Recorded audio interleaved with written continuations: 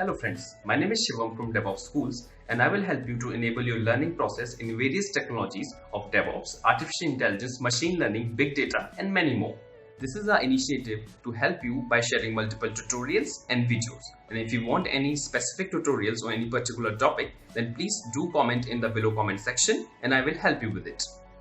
Also, please subscribe to our premium services on YouTube, which will give you access to more content and videos to enhance your knowledge about all these topics. Also, if you want me to help you with regards to the online trainings and classroom sessions by our qualified trainers, then please do write me at contact@devopsschool.com. Thank you.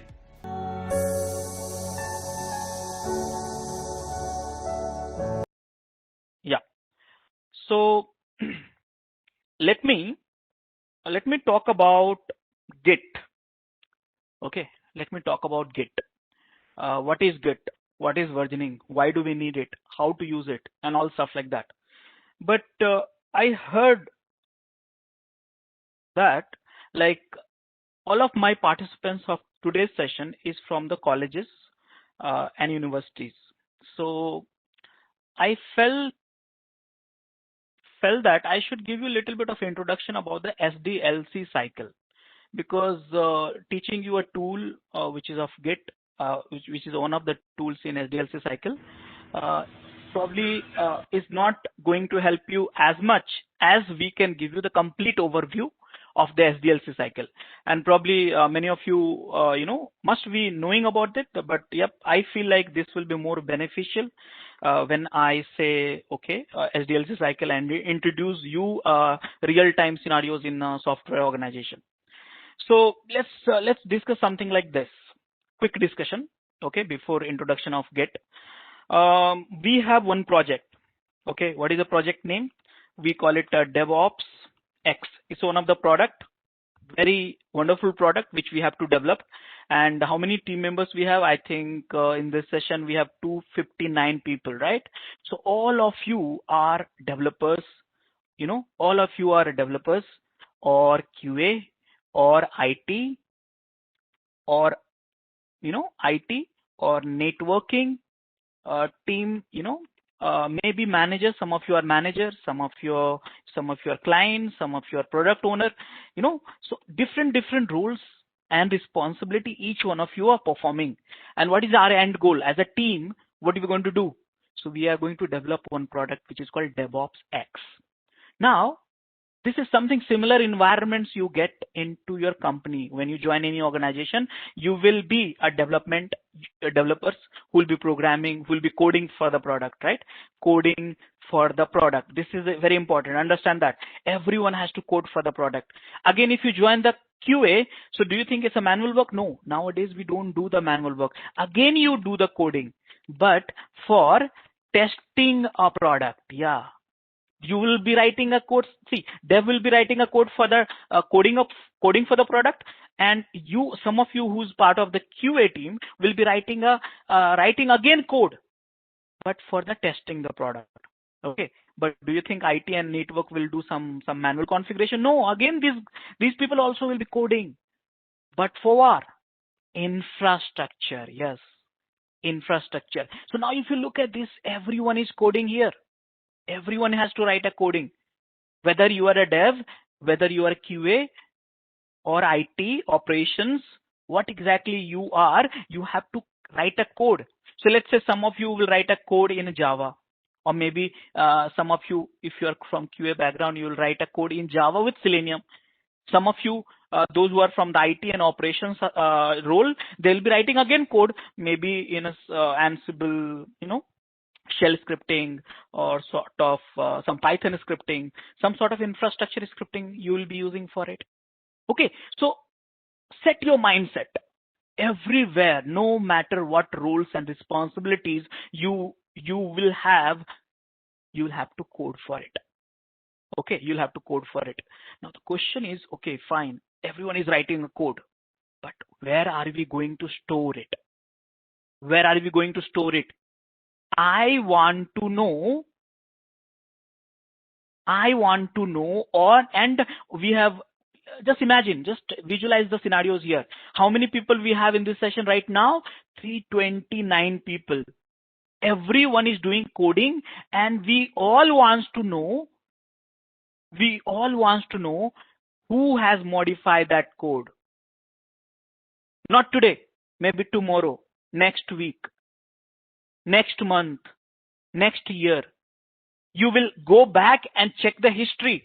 Who is the person who modified this code? Okay, that file has been modified by this person, but what code has been modified? History. You want to see the history of that particular code. Because the project is not running for 1 month, right? It's for many years, 10 years, 20 years, 30 years. You have a different releases. You must be using, like in Microsoft also, MS Office, everyone must be using. So you have MS Office major release, let's say MS Office 2010. Then we get a patch release, bug fixes, 2010.1, then 2010.2. But every places you have a bugs, and you have to do the releases, major, minor, hot patches, service packs, many things. So you want to know who has modified the code, what code has been modified, and why he has modified the code. Why? What is the reason? I need to know. As a developer, I may be a developer, I may be from the QA team, I may be from the operation team. Everyone is writing a code, and I want to know why this code has been modified. And if this code has been modified, where and all it has been modified, when it was modified. All this information I want to know, because all of us are doing a coding. So do you want to know? Do you want to trace the history of the files which you write today, tomorrow, next year, last week? You want to trace all the history of the code? Then this is the right session for you. If you really want to learn how to version a file, how to version a source code, how to version a directories, and you want to know in a team of 200 people, in a team of 300 people, who is modifying, what has been modified, why it is modified, where is this modifications, and when it was modified, all this thing information you want to know, then this is the right session for you. This is the right training for you. So each one of you, I would request you to be serious. You have only 4 hours. Focus on this session, and I'm sure you will get something out of it, which will definitely help you when you join some organization. Trust me on it. Okay, so this is something which you have to do. But as I promised, I am going to talk about the SDLC cycle before me teaching you who has modified, what has been modified, why has it been modified, where and when. Before teaching you, I want to talk about the Sdlc cycle. So yes, what was the discussion we were doing? We want to develop a product. Which product? DevOps X. It has a certain functionality. I don't care which functionality, but it's a software we have to develop. So we have a development team, we have a QA team, we have operations team, we have all part of the teams, and everyone have to work together as a team to develop this product. But the question is, how can we get started? When you join any organization, think simple way. Is SDLC cycle, software development cycle, is not a very great thing. It's very simple to understand. When you join a project where you want to develop this software, how can we get started? So you have to get started with the architecting the system. In a simple way, we call it a planning. In your colleges, you might have studied like system analysis and design. This is what I'm talking about. You have to design a system. You have to analyze the system. In a SDLC cycle, typically in a short format, we call it a planner software. Plan for the work, plan for the task, plan for the feature. Simple. Plan. Simple. So who's doing this plan? So typically, architect will be doing this plan. Okay? Simple. System analysis and design, the one which you have studied in your colleges, same thing we'll be doing here when you join a project. So who will be doing this one? Someone who's from the experienced person, from your project, from your company, who's having domain expertise, like a domain, let's say you're developing a software for banking. So banking expert, they will design a product. But where? Which tool they will be using? Guys, there are so many tools in the world. So many tools for one problem. Thousands of tools you will find for the hundreds of problems. But the question is, which is the most popular tool here which you should know? One of the tools which you should know is Jira. Jira is being used for the project management, task allocation within a team, tracking the status, progress, completed, all the stuff like that. Very popular tool is Jira. Okay, done. Planning is done. Now what to do? What to do next? Next one is coding. Yes, next one is coding. So when you say coding, okay, when you say coding, then everyone is writing a code again. Remember, everyone is writing a code. So the question is, who's writing a code? Dev, QA, operations, everyone is writing a code. But where to store it? Just like planning we do with the help of the tool called Jira, coding, we write a code in editor like Eclipse, you might have used it in your colleges. Visual Studio Code, Notepad, TextPad, we write a code, different code, Java code, C++ code, HTML code, JavaScript code, this code, that code. We write a code for the software. Where do we store it? So we store it in a Git. Why do we store in a Git? Just now I gave you a little bit of idea about that to trace the history. But okay, we'll come back to this tool again little bit later. But after the coding, what we do? We got the code. See, someone planned, architect planned for the requirement, dev, QA, operations did the coding for the, primarily dev did the coding and stored the code in the Git. Let's say Java code. Okay, Java code. So after the coding, what do you do? So one of the important thing which we do is code analysis. Okay, why we do the code analysis? There are so many reasons, guys. So many reasons for the code analysis. In short, let me tell you, if you write a code, we will enforce you to write a good code. It's not like the functionality should work, but there's lots of bugs in it. There's a security loopholes in it. There's a lots of loading issues, CPU issues, RAM issues, this, that, and all stuff like that. So many issues, you should be not having it. You're writing a code. Functionality is okay, fine, is working fine, but also that the code should be secure, quality code you should be writing. But how can we do that? How can we make sure that you are writing a code and we should give you the feedback whether you are writing a good code or bad code? So we call it code analysis, which is a very popular tool which we use in this category, Sonar Cube. See what we are doing here. We plan for the project, then we develop a product, stored in the Git, then analyze the source code, got a feedback. What else? What next? Then see here, let's assume you are doing the Java product. So you have to build it, right? After the analysis, code analysis, you have to build it. What is a building process? In simple way, I'll tell you, you must be compiling the C++ project, right? Or Java project. .java to class. Simple. That's, we call it a building a project. In software companies, software organization, we call it a building a project. Okay. Which tool will be using it? More or less, we have so many tools. Again, I am stating so many tools for every problems, but Maven is very popular if you have Java. MS Build is very popular if you have a Visual Studio project. Like that. Gradle is very popular if you're an Android project. Like that. So you did the build. So you have a source code. Think simple. You have a source code. You analyze the source code. Code is good. Then you build it. What next? After the building, what do you do? Packaging. Yes. We have to package the software. Why do we package it? Guys, again, this is not rocket science. Just imagine whatever the software you have installed it. Have you got 10,000 of file or only one exe? That's called packaging. Simple. You should not get irritated from the using the software. So we package it through in a different formats. For example, exe is for Windows, RPM for Linux, APK for Android. We package it, jar, var, er, zip, so many format of packaging. So many formats of packaging. So we package it software. After that, what we do? Before packaging, I missed one stuff, guys. We have to unit testing also.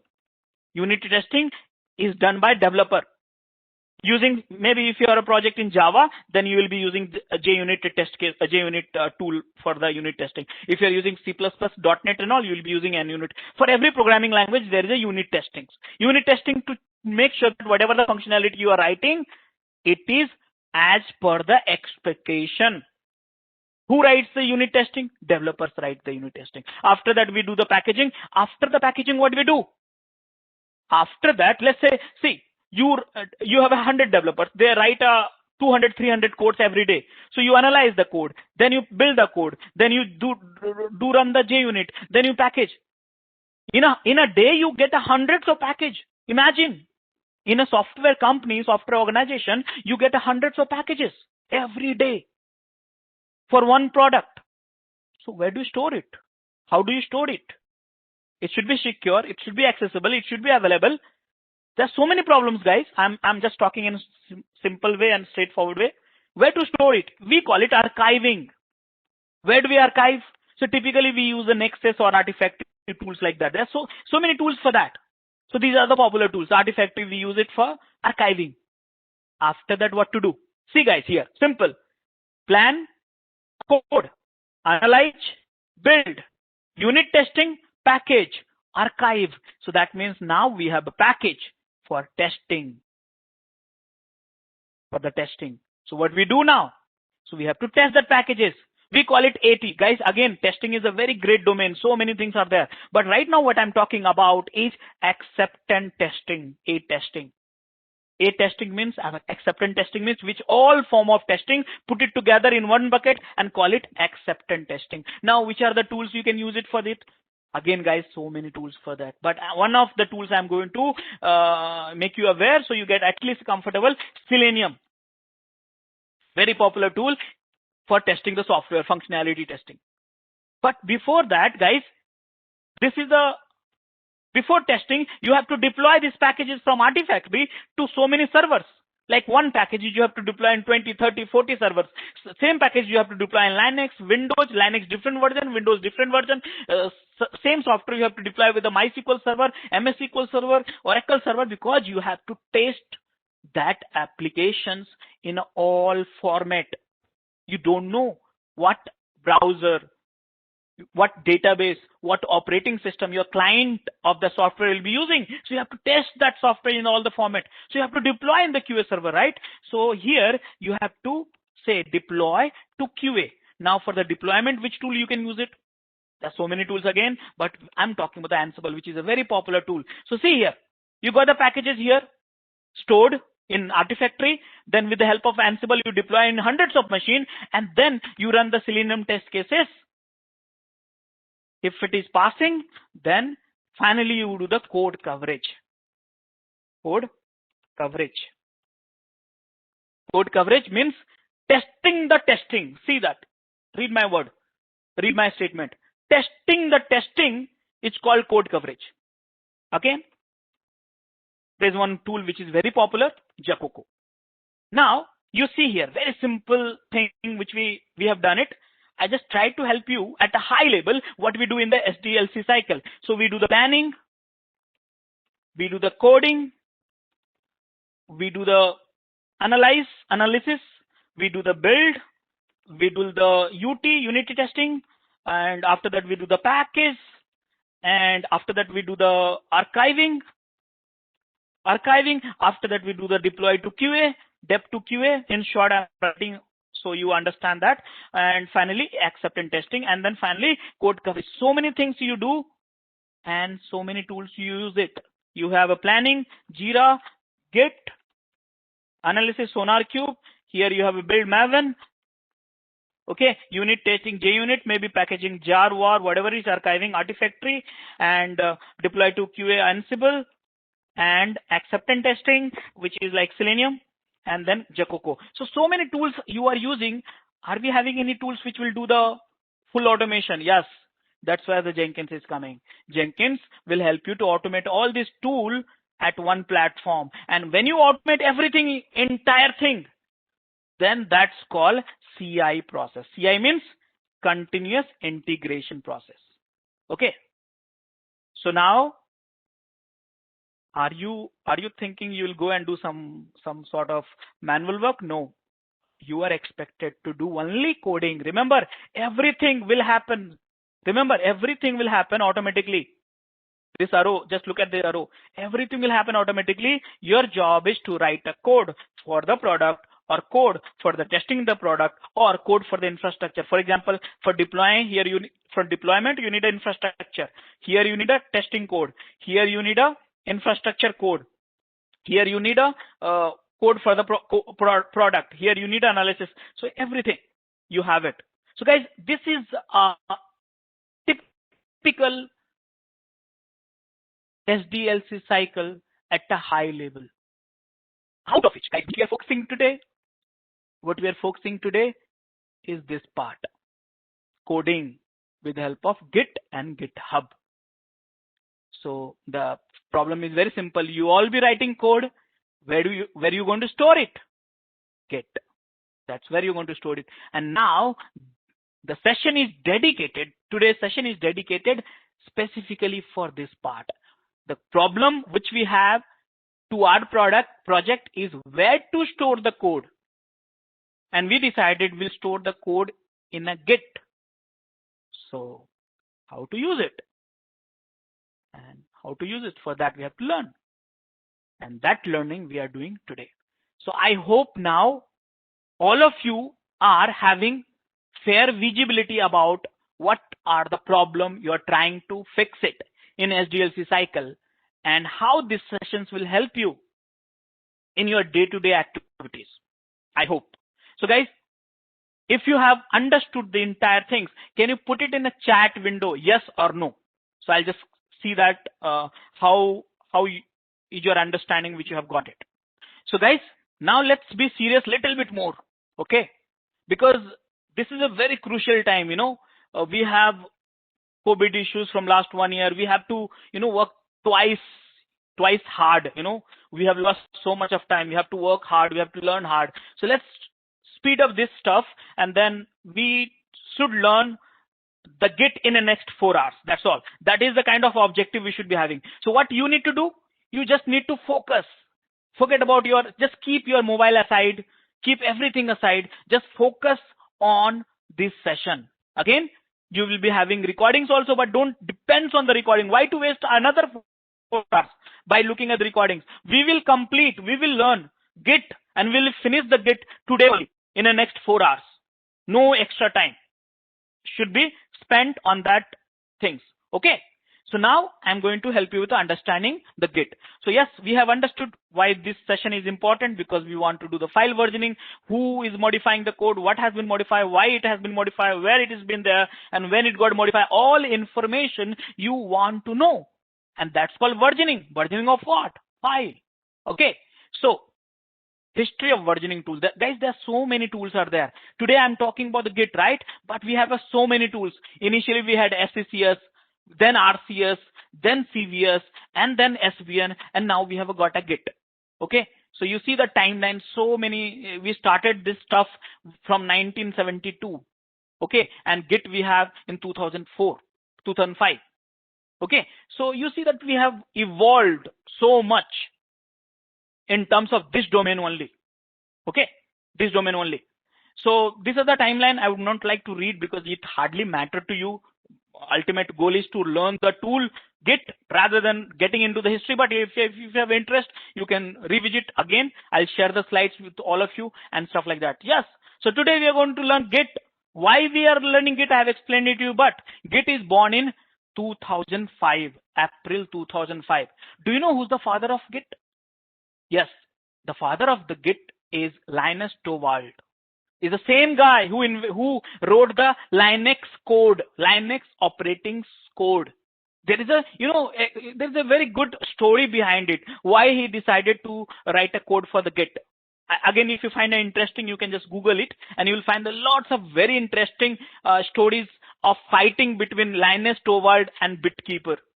And then that was the story which leads Linus to develop his own tool, which is called Git. And Git is so popular. Is like we are learning today, all of us, right? So yes, Git is a distributed version control. Now you must be having question in your mind. Okay, what is a distributed? Not to worry, I'll discuss about it. What is the distributed? But it is also open source and free. Yeah, free. And if you want to see that this software code, anyone can see it. Go to GitHub and download it code free of cost. You can use free of cost anywhere. Anyone can use it in any operating system, Linux, Windows, Mac, any operating system. And you know one thing, Git is faster than any other versioning tools, sometimes 100x also. So yes, Git is popular. Okay, you can look at the last line. I would like you to read the last line. You see here in 2009 we had a 50,000 repository at the GitHub. 2011 we had a 2 million, and 2020 we have 1 million repository over the GitHub. Now what is a repository? I'll discuss a little bit of it. But you see the popularity, how unfolding. 1 lakh user to 1 million, or 1 million to 40 million in 2020. So it's like a kind of popularity of the Git. So you are learning something very great tool actually, which every organization you are using right now. Every organization, no matter where you go, which company you join, you will find a Git. Okay, anyone who can use the Git, anyone who write a code can use the Git. Git is primarily for the file versioning. When I say file, means like a PHP code, Ruby code, text-based file. But you can store movies, which is not a file. I repeat, which is not a text-based file. Images, movies, music, fonts, Word file, Excel file, PDF. These are not the text-based file. These are the executable actually in itself. But you can store that one also, but it's not good for the versioning and stuff like that. So yes, you can use it for any files.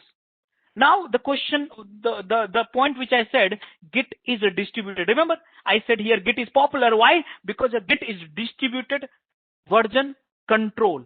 So now the question is, what is a distributed version control? So guys, I feel that most of you have not used, I assume actually, most of you might have not used any sort of SCM tools prior to your colleges, or maybe some of you might have used in the colleges also. But earlier when I talk about the SCS, CVS, SBN, Perforce, ClearCase, all these tools which I was talking about in the timeline of the versioning tools, all this tool is based on server and client model. Look at this image. You have a server, okay? You have a server, and the working copy, you have a server somewhere at one location, and in that server you have a repository. Inside the repository you have a code and their versions. And if you want to use it, use it means you want to update code, you want to add code, you want to delete code, you want to modify code, anything you want to do from your workstation, then you need to connect through the network and then modify in the server. So this is called server and client model. So server, we have a repository, and everyone else, let's say we have 300 people in this session, so everyone else connected to the server through the network from their own laptops and modify. So this is called server and client model. Okay. So now Git is not, I repeat, Git is not server and client model. This is the one which I'm talking about is of SBN, CVS, RCS, Perforce, other tools. Git is distributed. So what is a distributed? Look at this here. In the server and client model, we have only one repository. But all the PCs, workstation, you have a working copy, not repository. But you know what? In the distributed, everyone has their own repository. Okay, everyone. That means if you want to do the versioning and if you want to get started with Git, you have to work with your own repository. Everyone will have their own repository. And you see that repository to repository they talk. Here in the server and client, only one repository. But in this Git concept, everyone works against their own repository. I mean, in their repository. So that's the difference here. Okay. Here, everyone, in Git, everyone will have their own repository. And they will work in their repository. And then when you want to share the code with each other, repository to repository. Very simple concept. This is called distributed concept. So if someone will ask you, why do you feel Git is distributed? Yes, Git is distributed because there is no central place. There is no server concept. Okay, there is no server. To watch our complete session, enroll for our premium membership. Click onto the join button and enroll yourself with the best suited option. Concept. Okay, so now the question is, how can we get started? So how can we get started? So we have a Git Work Flow. We have some of the theoretical parts as well, and some of the concepts of stuff. So what I'm going to do right now, rather than me talking with you through the slides, from now onwards, I'm going to migrate towards, showing you the things, because, talking will not help you much. Rather than when you see it, you will, correlate the things better. So let me skip the slides. Okay. So let me show you some demo directly. That will be useful for you. So what we're going to start with, Git Work Flow. So the question is working with Git. I said Git, not a GitHub. GitHub I'll talk about a little bit later, okay? Working with Git. So I'll put it in a step one, okay? Step by, so that way you remember and you can do that things later when you want to do that, okay? So when you want to start working with Git, and guys understand this, when I say start working, that means versioning your file, okay? Versioning your file. So when you start working with Git, and so you want to version your file, version your source code, which you, the source code which you write. So what to do? How can you get started? See, I have you have attended the Rajesh Kumar session, but of 4 hours. But after that, attending the sessions, what should I do? How can I go to my laptop, and what should I do to get started? So guys, first step, install Git in your laptop. Simple. Now the question is, are you having laptop with Windows or Linux or Mac? I don't know, to be honest. Nowadays, students are very, they are very talented. They have 2-3 laptops, 2-3 operating system in one laptop. I don't know which one you're using, which one you're a fan of. So guys, if you are using Windows, no problem. I am sure you must be experienced with installing the application with exe file. I'm damn sure about it. But if you are using, let's say, Linux, primarily if you are using, let's say, CentOS or RHEL, then just run this command, sudo yum install git. But if you are using Ubuntu, some of you, maybe I'm a fan of Ubuntu, so then again you will run this command and Git will install. Simple. In Linux. But if you are using Mac, then you have to download DMG file. But the question is, this is okay. This is a command line we run in our laptop, and if it is connected with the internet, it gets installed automatically. But from where do we download this exe file or DMG file? Simple. Go to git-scm.com. This is a website where you can download their executable. So see, I'm browsing from the Windows, so I got download for Windows. If you're browsing for Mac, you will get a download for Mac. Very simple. Now the question is, how can we get started from, how can you install exe? So I think definitely you will laugh on me if I try to install, because you will think, why I'm wasting time. Installing a exe is just a kid's work. You will definitely download and install it. So I don't have to teach you, right? But when you install, guys, you will get one tool which is called Git Bash. This is a very interesting tool. I must talk about it. When you install through exe a Git, then you will get one tool which is called Git Bash. See, I have installed the Git already. Little bit older version, but that's okay. This is the Git Bash, the tool which I am showing you on my screen. This is the tool I'm talking about. You can use Git Windows command line also, which is here.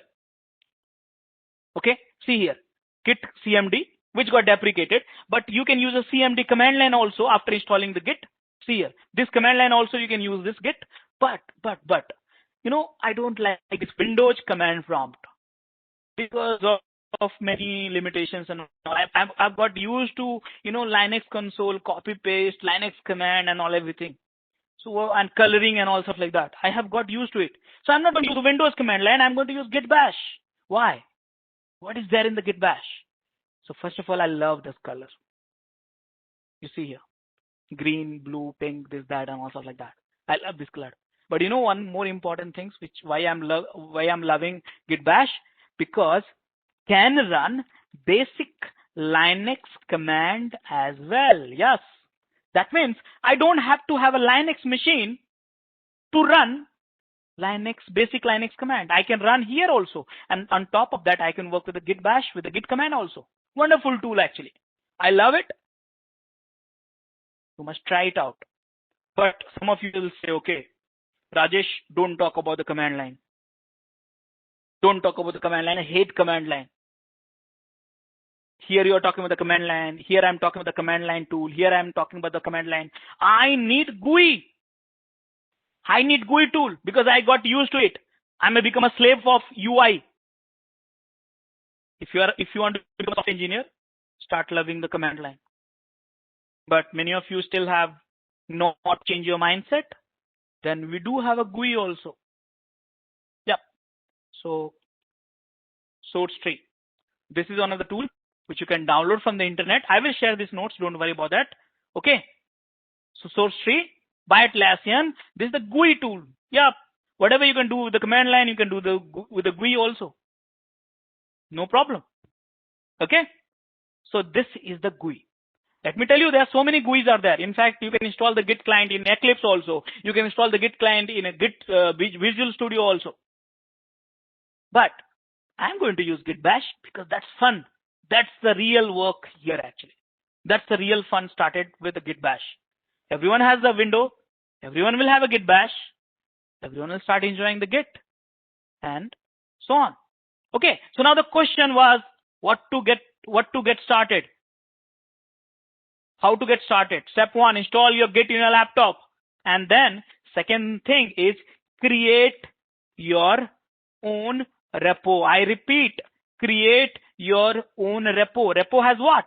Repo has two things, guys. Understand that. Repo has files plus version, history. Okay, history. Everything you have it in the repo. You must see here. Look at this image one more time. See here. In the Git concept, everyone must be having repository. Look at this here, you have 4 repository. Everyone repository, they are talking to each other through the push-pull. What is a push? What is a pull? I will talk about it little later. But the condition is very simple. If you want to get started with Git, if you want to version your file, everyone will have own repo. Yes, repo means repository. Okay, I'm so sorry. I got used to it working with the project. So sometime you might find some shortcuts keyword. Yeah. So create your own repo. But the question is, how can we get started? So, guys, I'll show you directly. This is my Git Bash. I have E drive, CD/E, PWD. Where I am? PWD. I want to see the Explorer, E drive. This is my folders and files. Okay, don't hack my system. Okay, this is where I am, E drive. What to do now? So here I am going to create one directory, mkdir, Linux basic Linux command. What directory? Git repos. I created. What to do? I should go inside. How? CD. Here it is. Clear the screen. Where I am? Here it is. Which are the command I run? So I run this command and I'm writing here. Why I'm writing here? Why I'm copying and pasting here? I'll share with you these notes. You can try just after this training, not tomorrow. 6 o'clock the training will be over. 6:05 you should try and you should finish the Git session today only. Okay, it's a fun, right? Learning new technologies, getting ready for the next work. We have to push ourselves, right? So no day after tomorrow or something like that. Don't plan for another time. So guys, this is my one directory. You want to see that where I am? start space dot, and here it is Explorer, where I am, E drive Git repo. What should I do? What should I do? So guys, here, because in this directory, I'm going to have a multiple directory. So I'll create one more directory, which is called repo1. I'll go inside the repo1. So that way, oh, sorry.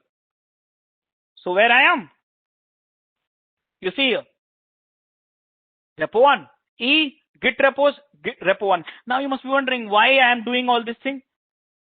Reason is very simple, guys. Whenever you create a repo, mind it here, whenever you create a repo, you should be in empty directory. Some of you, what you will do, you know, I'll tell you what you will do. You will go and jump to the command line and start and Git init. Just you create a repository here as if you want to version entire operating system. See, where are you? User home. And you will do the Git init as if you want to version entire operating system. That's a foolishness, right? You see, there's so many files and directories you don't want to version. So you should be in a empty directory. You should be in a empty directory. So the question is how to create a repo. Very simple command, guys. Git init. That's all. Look at this. Read this. I would ask you to read this. You will understand that's not something which is you cannot understand. Initialize empty Git repository in. Mind it. Where? It's not repo1. Repository is where? .git. That's the repository. That's the repository. So you see one hidden directory will be created. That's the repository. Some of you might not see hidden files and directory because in some of your windows might be disabled. So what you have to do, you have to go to view, you have to go to options, go to the view here, and here you have to check show hidden files, folder and drives. Then you will see. It's hidden. That's your repository. Okay. So that is also done. Wonderful. So that is also done. So let me store the code also, what I run in front of you. So here, these are the code I run. Okay. So created and got into that and created repository. This is the main code actually. Okay. So step number 2 is also done. So guys, here step number 1 is done. Step number 2 is done. What to do in the step number 3? So guys, remember why you are here, why we created a repo. To version a file, to store the history of file. Where is the file then? Create your code. Simple. How do you create? I don't know. You can use Notepad. You can use command line. You can use Eclipse. You can use Visual Studio. You can use TextPad. You can use VIDed. I don't know. You can use any ways to create a file. You can use any ways, any method to create a source code. Right now I am creating it manually. File 1 dot Java, or it can be text file also, by the way. Okay, this is the file I created. Can I create one more file? File 2. I created 2 files, but there's no source code, right? I should add some files, content also, some special code, right?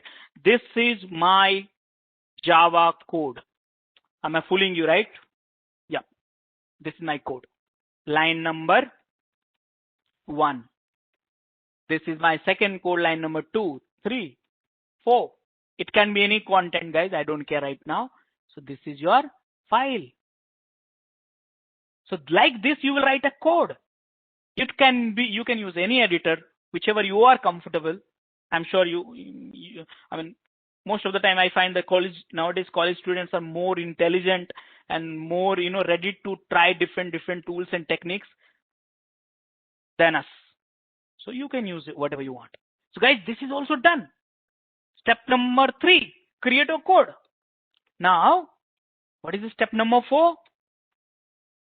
Mind it here, where you are adding a code.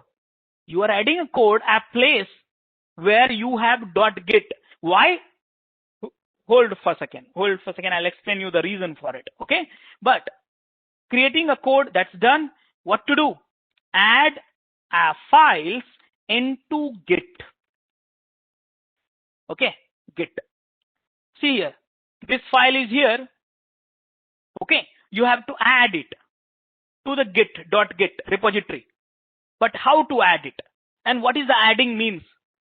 Hold for some time. I'll explain you in detail, but understand that right now adding a file into the Git, and second thing, fifth step is committing a file into Git. Now I'm confused, guys. One time I'm saying adding, then again I'm saying committing. So what is the difference between add and commit? We should know this one. Very important things. What is adding means here, and what is the committing means here? We should understand. We should understand.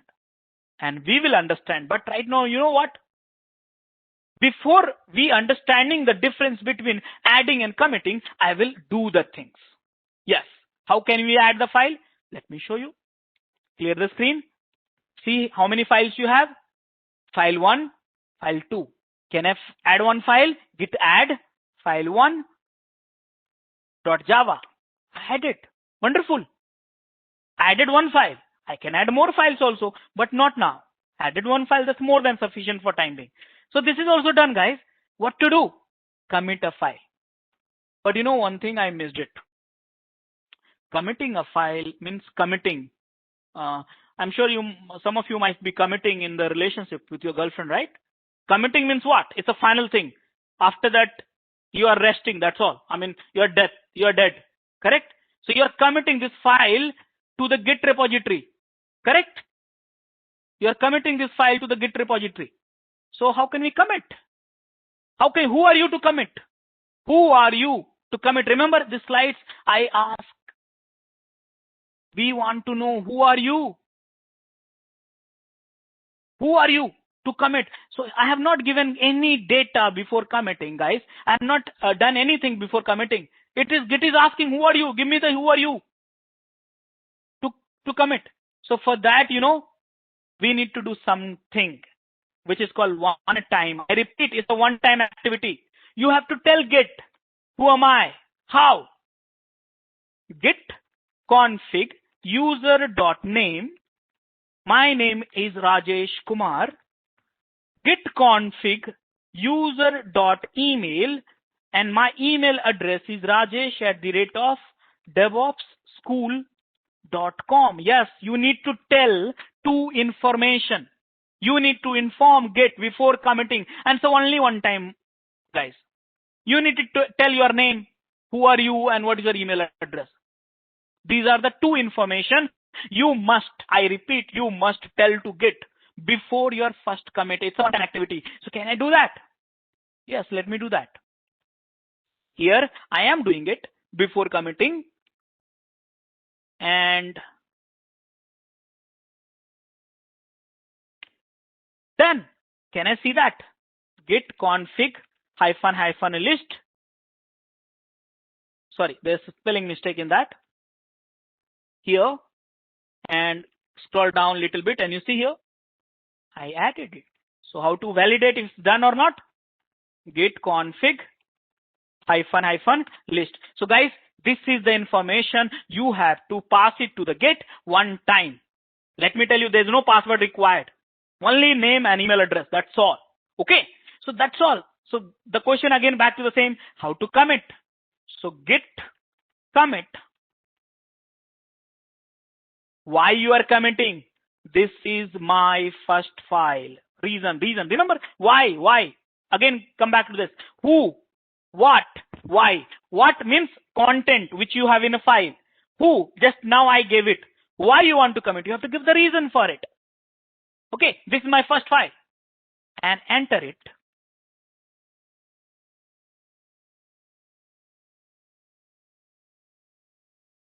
Paste it. Wonderful. I committed that code. That means, see, I wrote the code, I added, I committed. Wonderful. So that means versioning is done. One version of code, I stored it. Next cycle I'll run, but before that I want to explain you something different way. See here, what is this? One file changed. One file changed. Okay. I added here only one file. If I see the history, look at this history. Here I added only one file. See here. Here I added only one file. Okay, fine. 4 insertions. What is that? Look at this, guys, here. File 1. And lines of code. There are 4 lines of code. You see? Look at this. Git is so intelligent. It traces whatever the lines you inserted, modify, delete it. Very intelligent. Okay. Very intelligent. Now, you must be seeing this number, right? This number. This is your commit ID. See, you committed, it's a commit ID. See, it's like a versioning tool, but in Git is different from the SBN. You won't say version 1, 2, 3, 4, 5, 6. No, you won't get it. You get a object ID. Okay, you get a object ID. This is your object ID. How do I see the full form of it? Look at my screen, all of you. Okay, focus. Git log. See here. Look at this here. Git log will tell you the history of the commit in your repo. So what is the step number 6?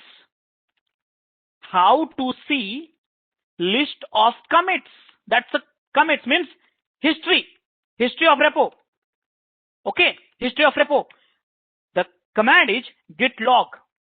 Okay, git log. See here every information you have. Who are you? Rajesh Kumar. When you committed? I committed this time. Why you committed? Here it is. What you committed? Git show and this commit ID. You know, last time you see here, this is the short form, okay? CD92, and this is the long form. 40 characters SHA-1. Okay. If you're finding interest to learn more about this SHA algorithm, please read offline, because I don't want to confuse you with the too many technical jargons. But you know, this is a very powerful algorithm which manages Git and Docker, and you know, Google Drive and all this object storage works with the SHA algorithm. Okay. So look at this here. Okay. This is a unique ID. This is a unique ID. What we call it, you know? This we call it a SHA object ID or commit ID or checksum, whatever you want to call it. Multiple names are there, depends on the what kind of work you are doing. Okay, this is called commit ID. This is the commit ID. Using that you can recover file1.java. All the details of file1.java. If you want to get that information, this is the ID. So what is the command for it? Git show. You can write a full form, short form, no problem. And you see here, look at this complete detail, guys. Who are you? When you committed? Why you committed? What you committed? Where you committed? Root locations of your repository. Every information you have it. And this is what you want it. Who, what, why, where, when. Very simple, right? So like that, you can repeat 10 times. You will have a 10 history. Very simple. You modify the code, add commit. Modify the code, add commit. Modify the code, add commit. Keep doing it daily. Keep doing every day, every week, every month. Keep doing every one. And when you want the older history of last month, last week, last year, last 10 years before, get that version. Very simple, right? Is it difficult, guys? Tell me, is it difficult? It was difficult. Add commit, modify the code, add commit. Tell me in the chat window, was it difficult? Yes or no? Great. So guys, yeah, it's so simple, right? And it saves so much of your time, you know, because human memory is not having, you know, persistency. You tends to forget. So what I modify, see, I'll tell you my problem here. Many times I forget what I coded last hour. Trust me on that. What I coded last hour. You know, so much of problem I get it. Like I forget what I modified last hour, what I modified last day. Now this problem has solved with the help of the Git and the tools like that. I can just get the version and then get to know what I have coded last hour, last day, last week, everything. Everyone can see my code also changes, but that we'll discuss in a little bit later. So now the question is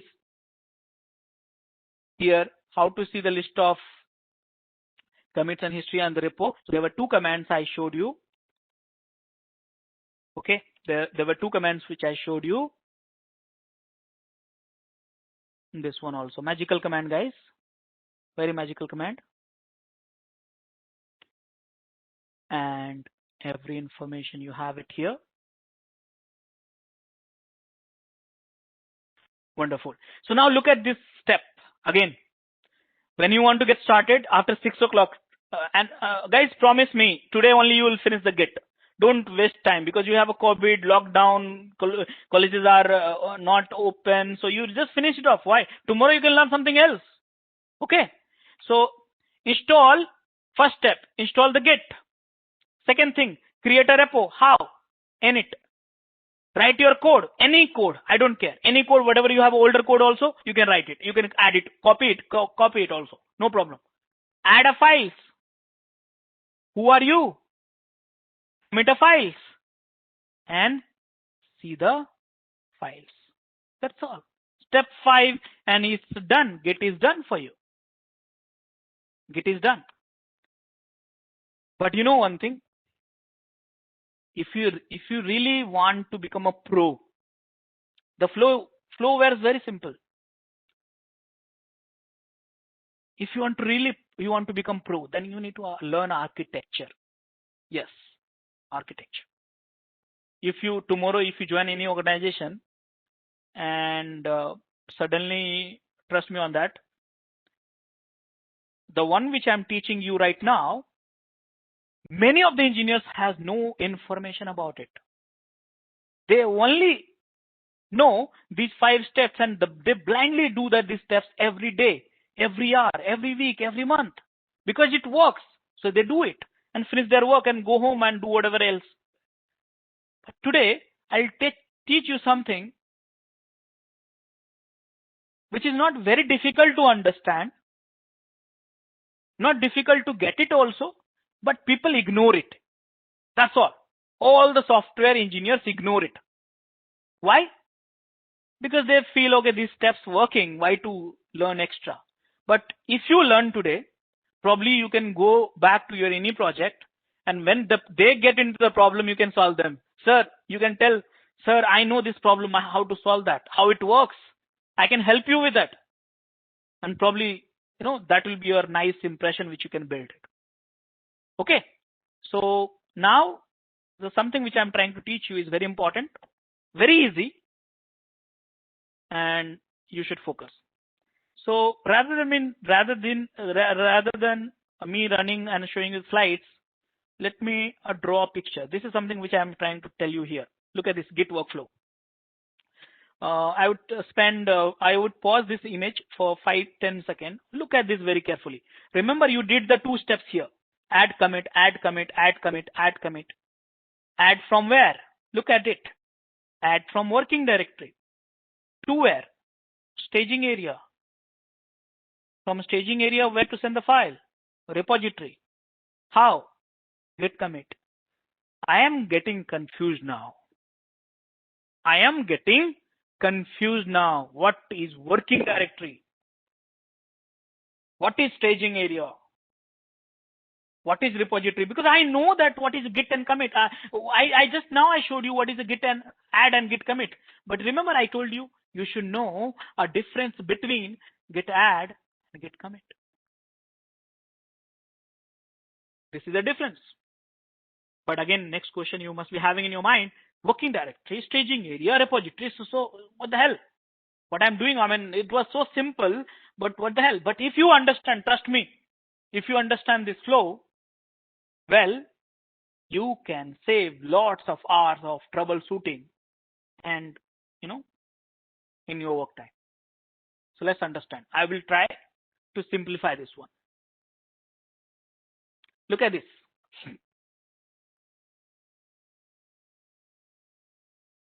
I hope it is visible to everyone. I just zoom in. Right now, I am in the place where I have a .git I have 2 files. These are here. You can have a directory also, directory, subdirectory files, whatever. I have just for the demo. I have 2 files, but it can have more. So the question is, To watch our complete session, enroll for our premium membership. Click onto the join button and enroll yourself with the best suited option. what is working directory? What is staging area? And what is repository? One thing which I know that for sure, the repository is .git. Remember, all of you, whenever you do the git init, repository is .git. I hope, let me check if I have that message. Oh no, it's not there. No problem. Okay, so repository is Git. So let me try to help you out what exactly Git is doing for you. Think simple, have a little bit of patience, think wisely, hear me clearly, and you will understand and you will find it's the most easiest thing what you have in Git. This is called Git architecture. Okay. So now what is happening here is,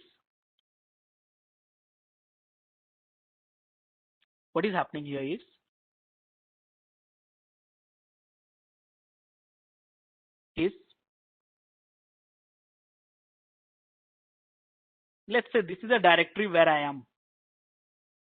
Which directory? Repo 1. Look at on top of the screen. Inside the Repo 1, you have .git. Repo 1 is a directory.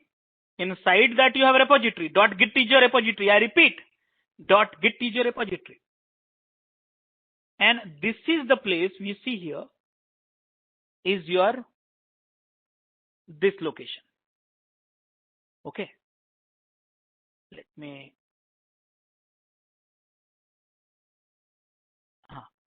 where is this? Here it is. This is the this location. Think simple, guys. Look at this here. You have some files. Hear me out clearly, guys. You have few files in Repo 1, and .git is your repository where you have a versions of the files. But here there is a problem here. In between there is a staging area. So where is that? So actually, if you look at it very carefully, okay, this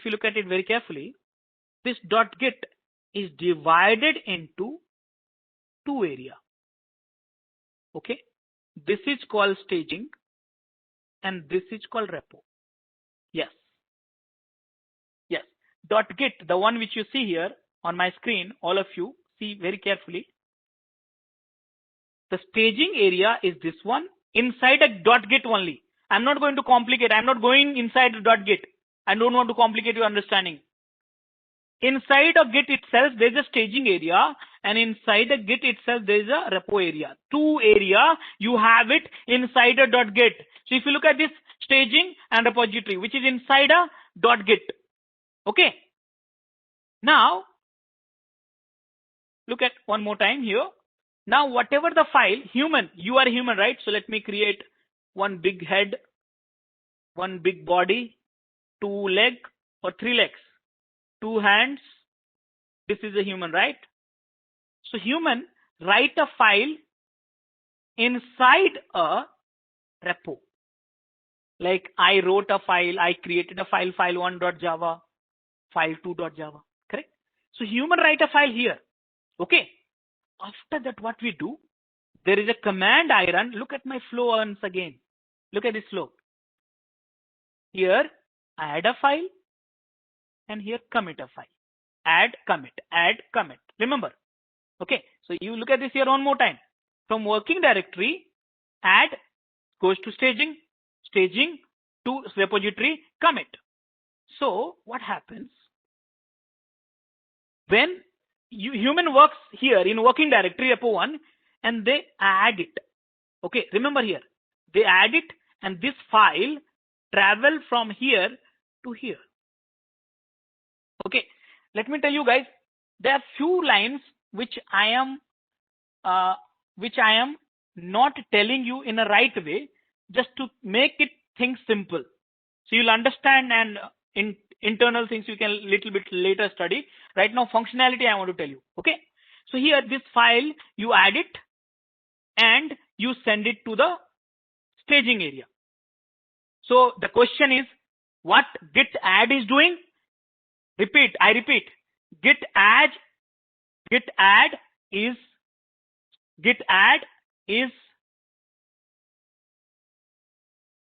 okay. Just a second, guys. I got some coordinator messages.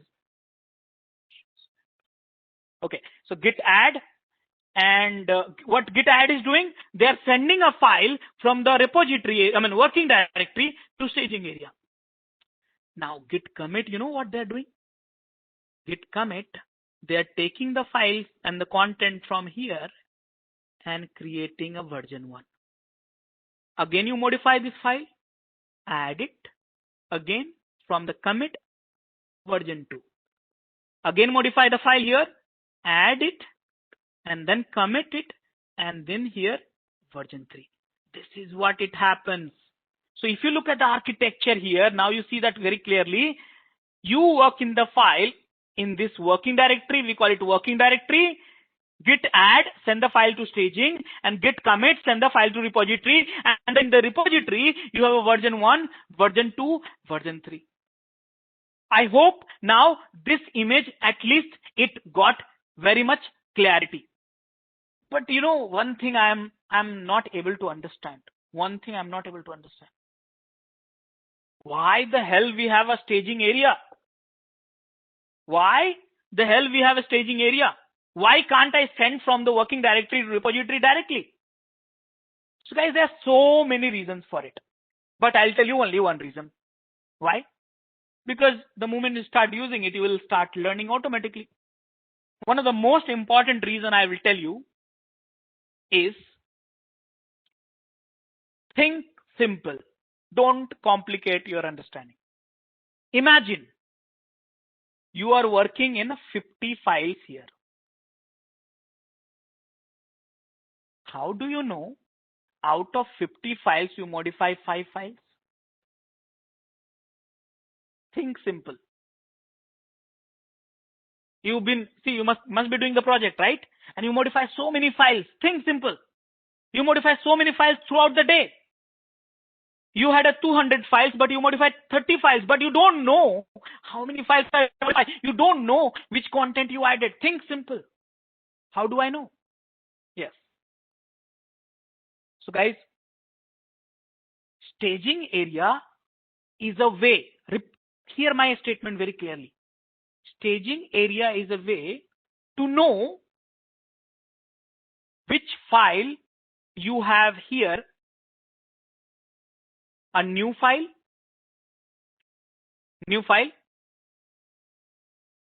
and which file you have send it to repository, existing file. That same existing file you modify here,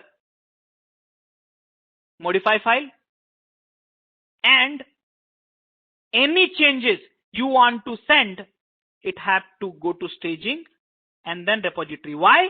Because you want to know before committing. Think simple. Before committing to the repository, you want to know which are the files I modify and whether I should send it those content to the repository or not. Because you have modified 20 files here, but you don't want to commit 20 files. You want to commit only 5 files. So those 5 files you add it here, and here you can review. You can review which file you have modified, which file you have not modified, which content modify, which content not modify, which one you want to send it to repo, which one you don't want to send it to repo. Everything you do that review here. So it's like an intermediate between your workspace and repository. So nothing wrong will get into repository without your knowledge. So you can consider this as a review place for human being. It's a kind of stage. A stage means staging. Simple. Stage means kind of place where you can prepare before commit. Simple. So guys, how many of you have understand this workflow? Can you please put it in the chat window, yes or no? If you have understand, say yes. If you have not understand, say no. I will explain it to you one more time if it is needed. Great. So guys, here Now let me show you the demo. Whatever I explain you, I should show you the demo and you will understand rest of the things. So what I'm going to do, guys, look at my screen, all of you, very clearly. How many files I'm having? 2 files, file 1 and file 2, out of which file 1 has been committed. That means file 1 is here in the repository. So how do I see? I repeat, how do I see? How do I know? How do I query which file I have here? Not here and not here. Which file I have it here and here, not here. How do I see? Which file I have it here? So look at this. Git status. That's a magical command. Git status is a magical command. What they are telling to you, look at this. Untracked file. See, file 2 nor I added nor committed. If I have not added, forget about the commit. So where it is? Git is not able to track it. So if they are not able to track it, where it is? Working directory. Okay. Can I add? Look at this here. Git add file2.java. Can I run the git status one more time? See here. Earlier, before adding it, it was not tracking. But the moment I added it, Git, it become a new file. You see, it's a new file. And now this is the self for unstaging. That means this file is in staging area right now. The moment you add it, the file goes to staging area. You must be wondering, where is the file 1? You know one thing? Think simple. File 1, you cannot see anywhere. But actually it's there. So why it's not showing here? Reason are simple. The content of file has already been committed to repository. That's the reason it's not showing. So Git will show you only the content. Git status will show you only the content which is in this location or this location. So you'll get to know Git status. So can I modify now? So now you see here one more time. Can I modify now? Which file? This file, file1.txt. So vi file1.java. I'm modifying this one, okay? And this is the line number 5. I'm adding it. Look at my screen, all of you. This is line number 5. I added it. Now can I check where it is? Look at this screen very carefully. Sorry. Git status. Look at this screen. Now suddenly when I modify, the file has come. So what exactly they are saying? See here. Earlier, the file 2, if you look at this, file 2 was not there. So it was saying not tracked. But file 1 is a different message. File 1 is exist. What they are saying? The file 1 is exist. That means file 1 is exist here in the repo. But the content which you modify is not exist. So again, what you have to do? You have to add it one more time. So see this content. See, file 1 is there in the repo. But the new content is still there in the working directory. Okay. Still there in the working directory. So this is the concept. So always remember, any content, I repeat, any content, new file or existing content you want to modify, you have to do the add and commit. So can I do add this file also? So git add file 1. You can do the mass add also, star, you can add it, but right now I'm not doing it. See here. So this content, new content also, I added it. So git status. Look at this again. Both the file is in staging now. See, earlier it was only one file. Now you have both the file. So now you see that I can review. Look at this. Imagine I can know that which file has been modified, which file has not been modified, which is new, which is not new. I can review. Do I want to commit this file? Do I want to commit this file? Is this the right file? You can review. You can compare. There's a diff command also to compare. Many use cases you can do that. So, but ultimately, these are the files ready for the commit. What should I do? If you do git commit, this is second commit. You know one thing? This command, I hope you can see my screen, all of you clearly. Same command. There's no change in the command. Same command. it will commit both the files or hundreds of files if you have in the staging, it will commit. But you know what? I don't want to commit everything. I want to commit only one file. So if you have a 10 files here and you want to commit only selective 5 from staging area, then what you do, name it this way. And you see here, commit has happened. Can I see the commit has happened or not? See here. This is the second commit. This is the first commit. Can I see what has been committed? Git show. See here. This is what you have. And I added few new lines. Okay. Added few lines. So this is the something, you see that. So now I hope you have understood what you need to do. You need to create a file. I'm creating fast, okay, this time. 3.txt. See, right now I'm doing the fast, what do you call it in some sort of series and all? Fast round, something like that, right? Fast round. So I created a file. Where is that? Working directory. How do I know? Status is there. I can see untracked file. What to do? I modify the file, add the code, and then add it. Every file I'm adding, though I'm having only one file, dot, every file I added. Status. Where is that? And finally, this time I'm committing everything all together. Here, all. And you see here, Git status, gone. See, the file is still there, but it says nothing to commit. So what they're trying to tell you, nothing to commit means there is a no code, which is new code here, which has not gone to repository. Very simple. Git is very intelligent. So they will tell you, you have versioned all this file. How many versions? Git log. 1, 2, 3. So guys, this is the stuff. Now, I've been adding the content, but you can modify the content. You can delete the files. You can edit the files. You can move the files from one place to another place. Everything you can do, but do whatever you want. You have to add and commit, add and commit, add and commit. And this you have to hard code while working with Git. So now, can I have a voting? How many of you have understood? How many of you have understood? Can you please tell me if you have understood this workflow? So, are we having anyone from the coordinating team?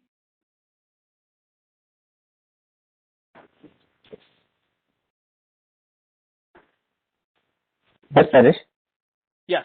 So I think you want to take up some initiative or something. You want to announce something. I think I am getting some messages offline. Yes, we are conducting a quiz competition in the break hours. So I just want to announce the same. At 4 o'clock, we will conduct a quiz just for a fun. Okay, what is the Kahoot question and probably a surprise gift and all you can introduce to the students. So probably they will be more excited about the gifts actually. Right. We are conducting this quiz in Kahoot platform. So the winners will get a surprise gift from our side. Okay, and do you have a gift for me also? You can. Okay, great. Okay, guys. So here I believe we have understood the workflows. Again, there's so many things I can teach you right now, but my energy is like little bit getting down. So I need one hot coffee. And in fact, I think you want to call to your girlfriend. Maybe you must be missing from last 1.5 hours. Maybe you want to take a restroom. You want to go for restroom or something like that. So let's do one thing.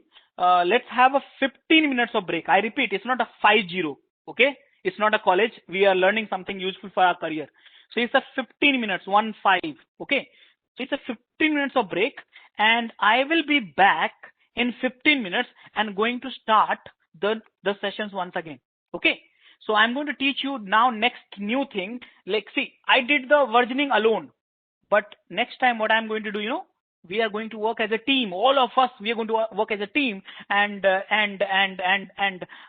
make these things happen together as a team. This means real-time experience. You get it. We work as a team together. Okay. So those are the things I'm going to teach you. Okay. So now it's 3:25 for me. and I'll be back at 3:40 p.m. IST, and accordingly we'll start these things. One more thing, I think you might have heard our coordinators. They have a quiz. They have a few lucky winners also. They have a few surprise gifts also for you only, not for me. I think when I asked about myself, he was not responding to me. So yes, I think must be some good gift for you. So please be there till 6 o'clock, and then we have so many good things coming up. Okay, so now now what else? So guys, we've been adding a file, editing a file, deleting a file, renaming a file, working with a directory. What else? Moving a file. Right? So these are the things we do that, right? Adding, editing, deleting, renaming, working with a directory, and moving a file. So these are the things I will show you as part of, quick round.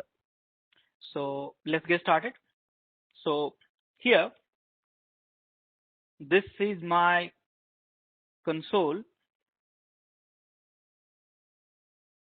and this is my things. So let me keep it here. So adding a file, I have already said how can you add a file, right? We have already added 3 files. How do we edit? Edit also I have shown you how can you edit. But what about I want to delete a file? So what to do in Git? Simple, guys. These are the things. Now it's very simple. So which file you want to delete? Let's say file1.java you want to delete. Okay, or let's say file3.txt you want to delete. Let's delete the file 3. So Git Rm is a way to delete the file3.txt. But you know one thing, this, when you say Git Rm, it will not delete from the repository. Remember, everything will happen in the repository through commit. I repeat, adding, editing, deleting, renaming, working, moving, anything will happen only when you commit in the repository. So all these things, what I'm doing is basically it's in staging area. Okay, so I'm deleting this file ls. You see, it's gone in the from the working directory. Can I see here? See, they have deleted from the staging area also. But where to delete? That this file should be deleted in the repository. So what should I do? So here you remove the file, check that this file is in staging area. This delete operations, I have to do that. So commit, again same, committing, deleting this file, simple. And you see here also is gone, there in the repository also is gone. But you know one thing, one interesting thing, actually it's not gone. Deleting means it's not deleting permanently. Remember, we do versioning. We do the versioning of adding, editing, deleting, remaining, moving, everything we do the versioning. So if we see that here, git log,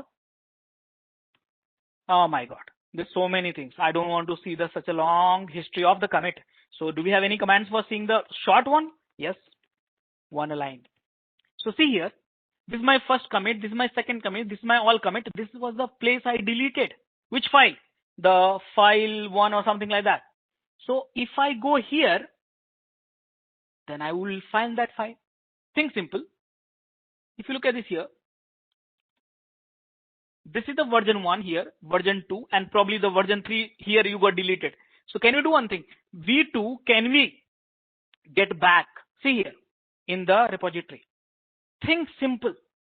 Think simple. You are doing what? So far you are doing something like that. Add, commit, add, commit, add, commit.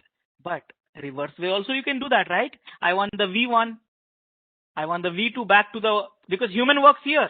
Remember, V3. Are you understanding it? So it's reverse way, because we want to see the versions, old versions. How can I see that? So yes, you can check out. If you want to see the old version, let's say here I deleted that file, but here it's not. So can I check out this version? See here. Right now it's a master. I'm checking out this version. So git checkout and paste. And where are you? See here. All three files are there. I am right now, whatever I can see in the working directory is reverse way I got it. Yes, you did it reverse way. You got it from the version. Reverse way. Earlier you were doing adding, committing, but now I want to see the old version. So check out. So this is a simple one. You can get it. So how can you go to the last commit? Git checkout master. Master is a fixed reference which you can use all the time. Now what is this master? Master is a branch, but now I'm not talking about it. Why? I need a little bit more time to explain that. So here I am on the top of the branch. Now again this file got deleted. Okay, so this, you see that here you can see all this history and you can revert back all the history. These are the versions actually, 1, 2, 3, 4. So yes, this is the way you have to work with that. So adding and deleting I done. So now what I'm going to do, I'm going to rename this file. Which file? File1.java. I'm going to rename it. MB command. File1.java to what you want. File11.java. Again see Git status. This is renamed in the working directory, but not and staging, not in repositories. What to do? Git commit. What do you want to do? Renaming. Why you want to do that? Renaming. Simple. Go on. See here, the file has renamed here also, and the file has renamed in the rename in the repository also. See it. Nothing to commit. So how can you work with the directory? So guys, here if you look at this mkdirsrc, okay, this is the directory I created, but Git is not able to detect it. Why? Nothing is there to commit.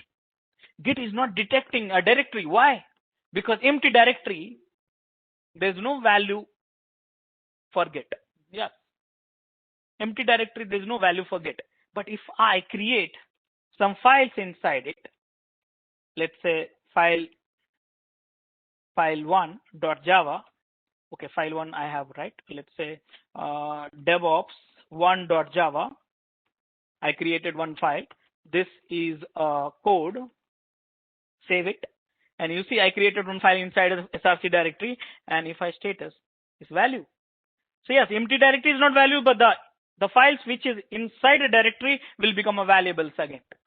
Okay, so mind it. So now the question is, how can we add and commit? Same way, the way you did it with the file, same way you will do with the directories also. Same, add all, semicolon, git. In one command only I'm trying to do that. Commit -m, adding directory. Simple. Two commands together, I merge it and enter it. Add it and commit it. And you see here, git status, gone. Git log. You see here, this is a pretty huge, right? I don't want to see that. Control C. Git log -1 line. Okay, so now here you see, this is my first file, this is my second file, this is all, deleted a file, rename the file and adding a directory. What do you want to do? Moving a file from one location to another location? No problem. MB file2, I want to move it from where? From the root location to src.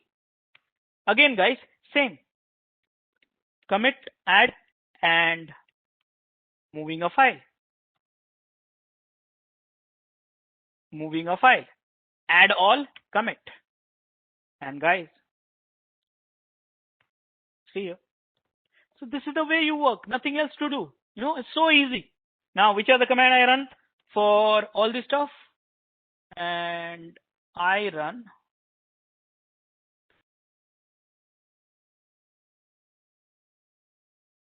these are the commands. So I'm putting in the history also. So when you try with the recording, with the help of the recordings, you will see what I am doing. Okay, guys. So now, you know one thing. You've been working alone. You've been working alone. I've been working with my repository. You were coding, modifying the code, adding, committing. Modifying the code, adding, committing. Delete something, add, commit. Rename something, add, commit. So everything you are storing as a history. So nothing is hidden, right? You have stored everything in the repository. Everything you have in the repository .git. Okay. So this is the thing which you'll be doing, everyone. Everyone will be doing the same thing. Okay, so whatever I taught you, everyone will be doing the same thing for the versioning your own file. But the question is, the most important question is, how do I share my code with you? To watch our complete session, enroll for our premium membership. Click onto the join button and enroll yourself with the best suited option. Can I get your code with myself? Because we are not working alone in a team, right? We are working as a team, right? How many people we have as of now in this sessions? Let's say in a project, all of you are important, right? All of you will be writing a code. All of you will be writing a code. We have 18 people, and all of us will be writing a code in your laptop, in your directory, in your repository. You'll be adding, committing, you'll be renaming, committing, committing. You modify anything you do. Typically add, delete, rename, modify, delete, all this thing, whatever you do, add, commit. You'll be doing it. So how can I share my code with you? How can you share code with, each other? So guys, if you have this question in your mind, you need to understand this concept very well. Again, partially I have already talked about it. Okay, partially I have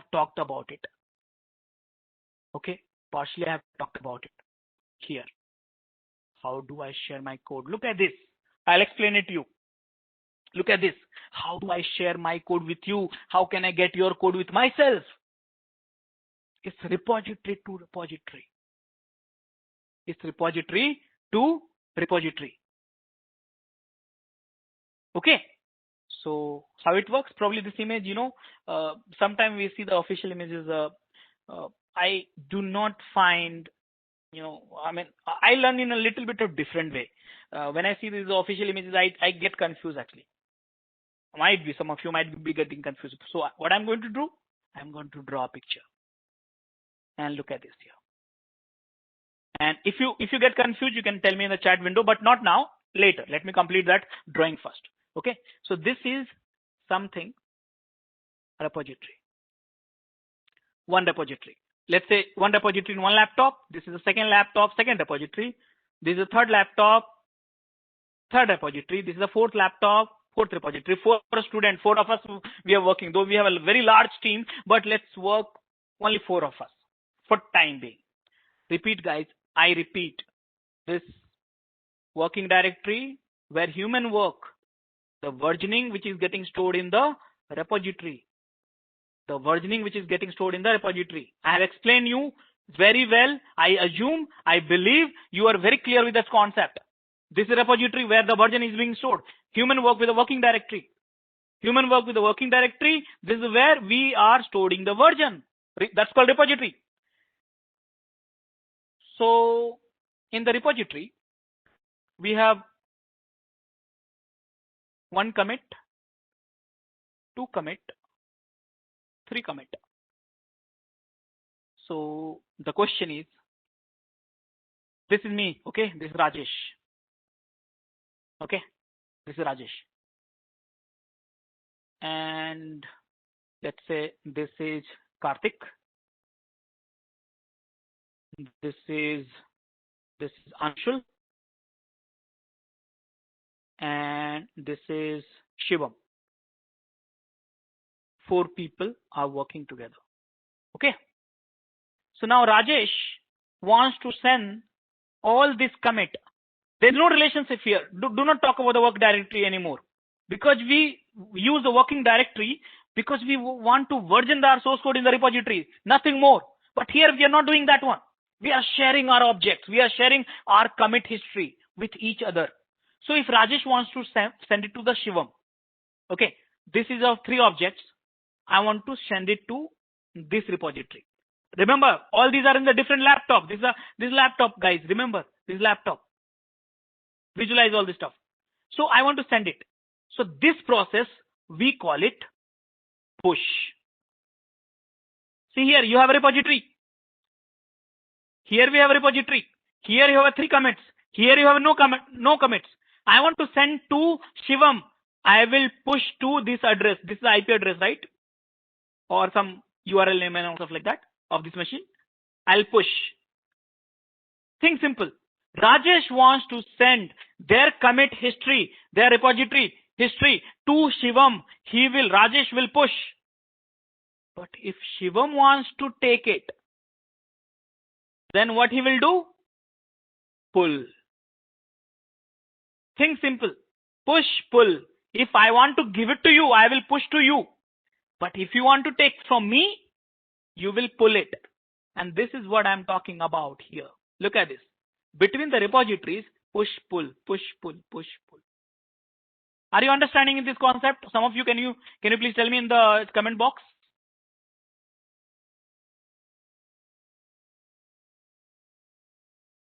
Great. So now guys, conceptually, you know what? Conceptually, think simple. Git allows you to push between any two repository. Hear me clearly, all of you. We have 350 people in this room. Literally, I can push and I can pull from any one of you, each one of you repository. Yes, that is allowed by Git. Now you must be wondering, okay, fine, that is allowed. So, but how? Which protocol is there which is supported by Git? So guys, this pull and this push both are supported by two protocols. One is HTTP protocol and another one is SSH protocol. Okay, both the protocol is allowed. HTTP protocol is the one using that you can access your website, right? http://www.com, google.com, something like that. So any website can be a web server. Any laptop can be web server. Over the IP address or DNS name, I can use that HTTP protocol. SSH means between the two Linux, or nowadays in Windows also you have SSH, by the way, right? So SSH with IP address, user ID and password. So here HTTP protocol is enabled for this and SSH protocol is for this. Using these two protocol, you can push and pull. Simple. And anyone can pull and anyone can push with any repository, provided by you should be having the right IP address, right path. Very simple concept. But there is a problem. There is a problem. See, if one or two people is okay, me, Shivam is okay, we are together and we are working together and doing the push, pull, push, pull, push, pull. But, what about if you have 350 people? Think about it. We have 350 people in this room right now. Am I going to talk to 349 people for push and pull? It's a crazy idea, right? It's a crazy idea. We can't do that. We can't do that because it's going to waste so much of time. Our job is to write a code, not to do such a complex integration between the teams, right? So what to do now? See, theoretically, we can push and pull to any remote repository, but just for the sake of have ease of working, ease of integration, code integration we call it. This whatever we work together, right? We call it a code integration. We integrate each other works with each other. Simple. This is called code integration. Ease of integration. What should we do? Then there's one guy who's called Karthik. He said, boss, it's not going to work out. Let's do one thing. Let's create one more repository. Yes. Where?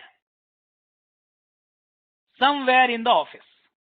Somewhere in the office, which is owned by everyone, not owned by anyone. Which is owned by everyone, and anyone can access anytime. No problem. So this is again repository, guys. This is a repository. This repository is something similar to this repository, this repository, this repository, this repository. But the only difference is this is not in your laptop. Where it is located? It's located somewhere in the machine which is owned by project, team, company, organization. So now what everyone will do?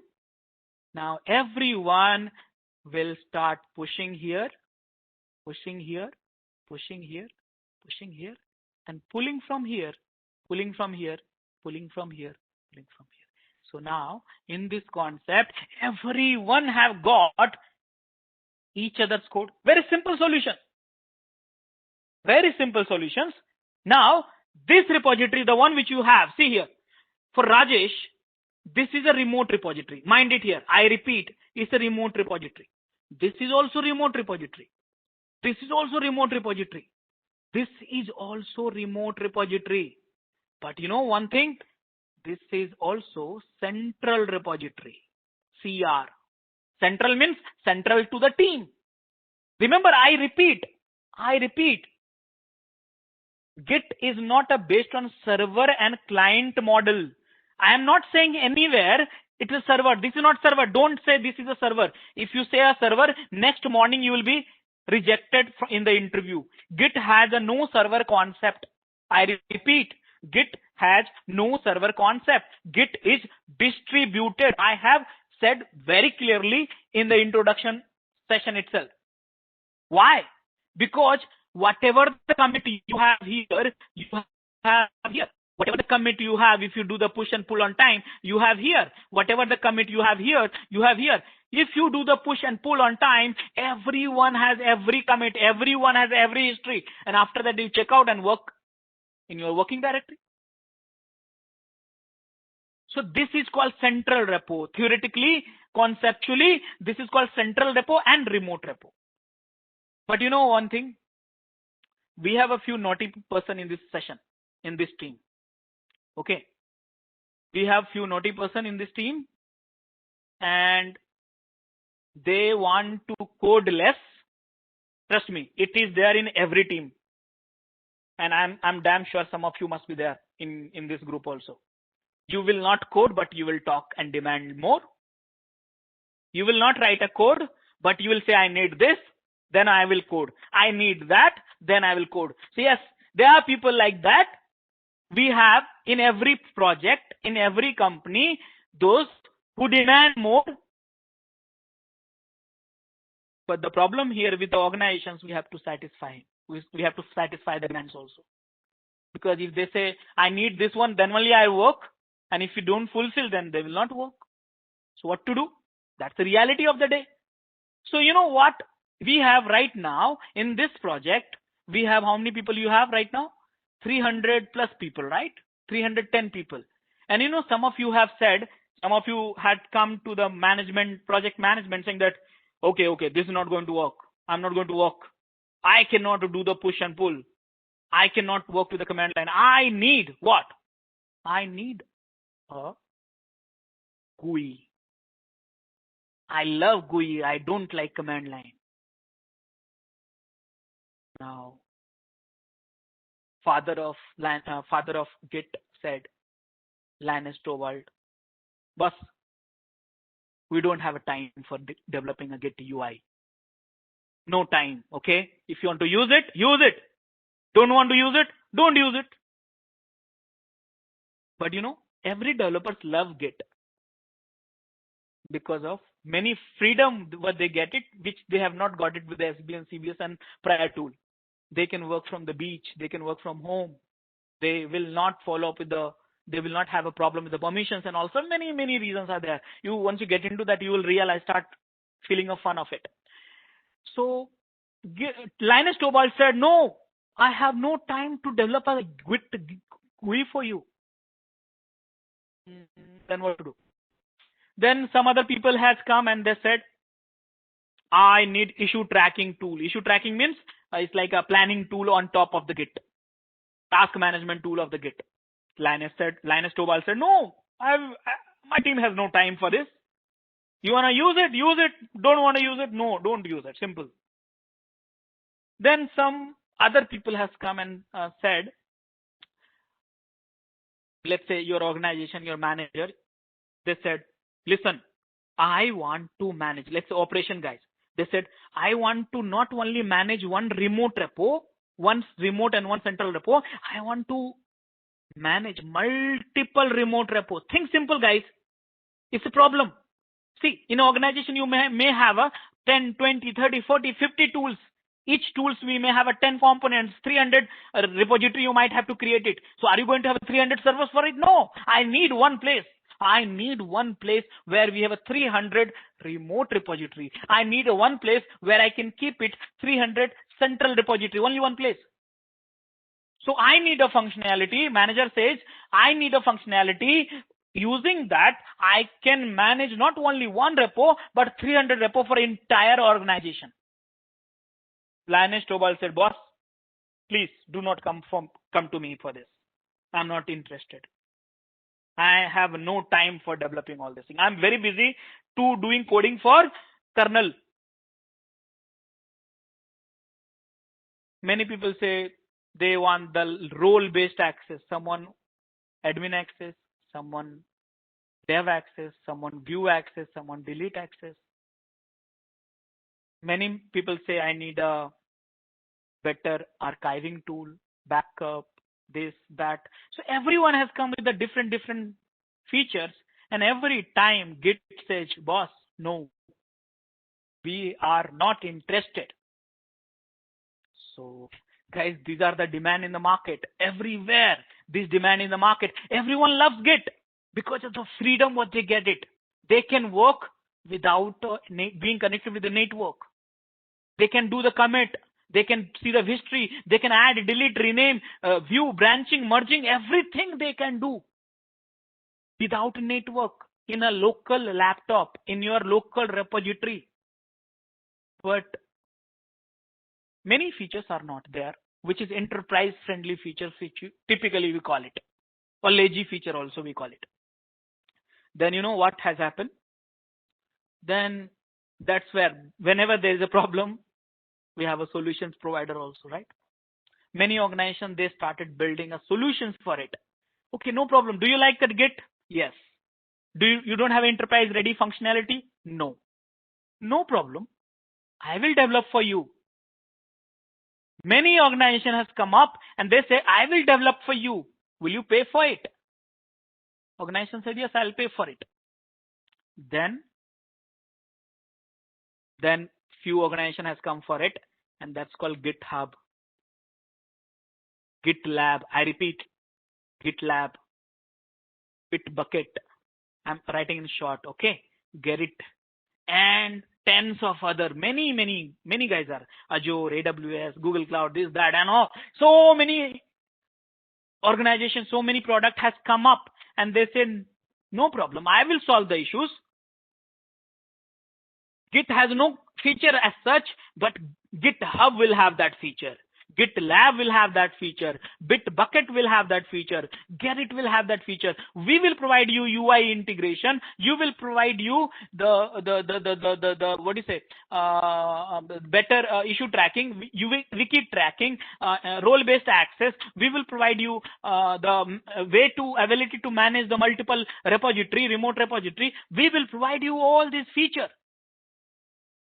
We'll have to pay for it. Enterprise said no. I mean, yes. But so what they have made it, you know, let's talk about the GitHub. Okay. Now let's talk about the GitHub. GitHub have two kind of things. One is like paid service for the enterprises. One is a free service for everyone else. Okay. So typically we will use this free service, and this will become a GitHub server. No Git server, GitHub server. So this part now, from the Git repository, it got transformed to GitHub server, and a GitHub server, you can manage, I repeat, GitHub server, you can manage multiple repository, role-based access, ability to manage the organization, wiki integration, issue tracking tool, and many more feature GUI. So what is a GitHub? GitHub is your central repository hosting solution. GitHub is your remote repo hosting solution. GitHub is your Git hosting solution. Okay. So guys, did you understand that what is the difference between Git and GitHub? All of you. So those who have understood difference between the Git and GitHub, can you please tell me in the chat window, yes or no? Great. So guys, let me introduce you a GitHub now. github.com, which is accessible for entire world, and you can see it. Let me log out, sign out. It's a free service. Anyone can register it. Anyone can register it. Here it is.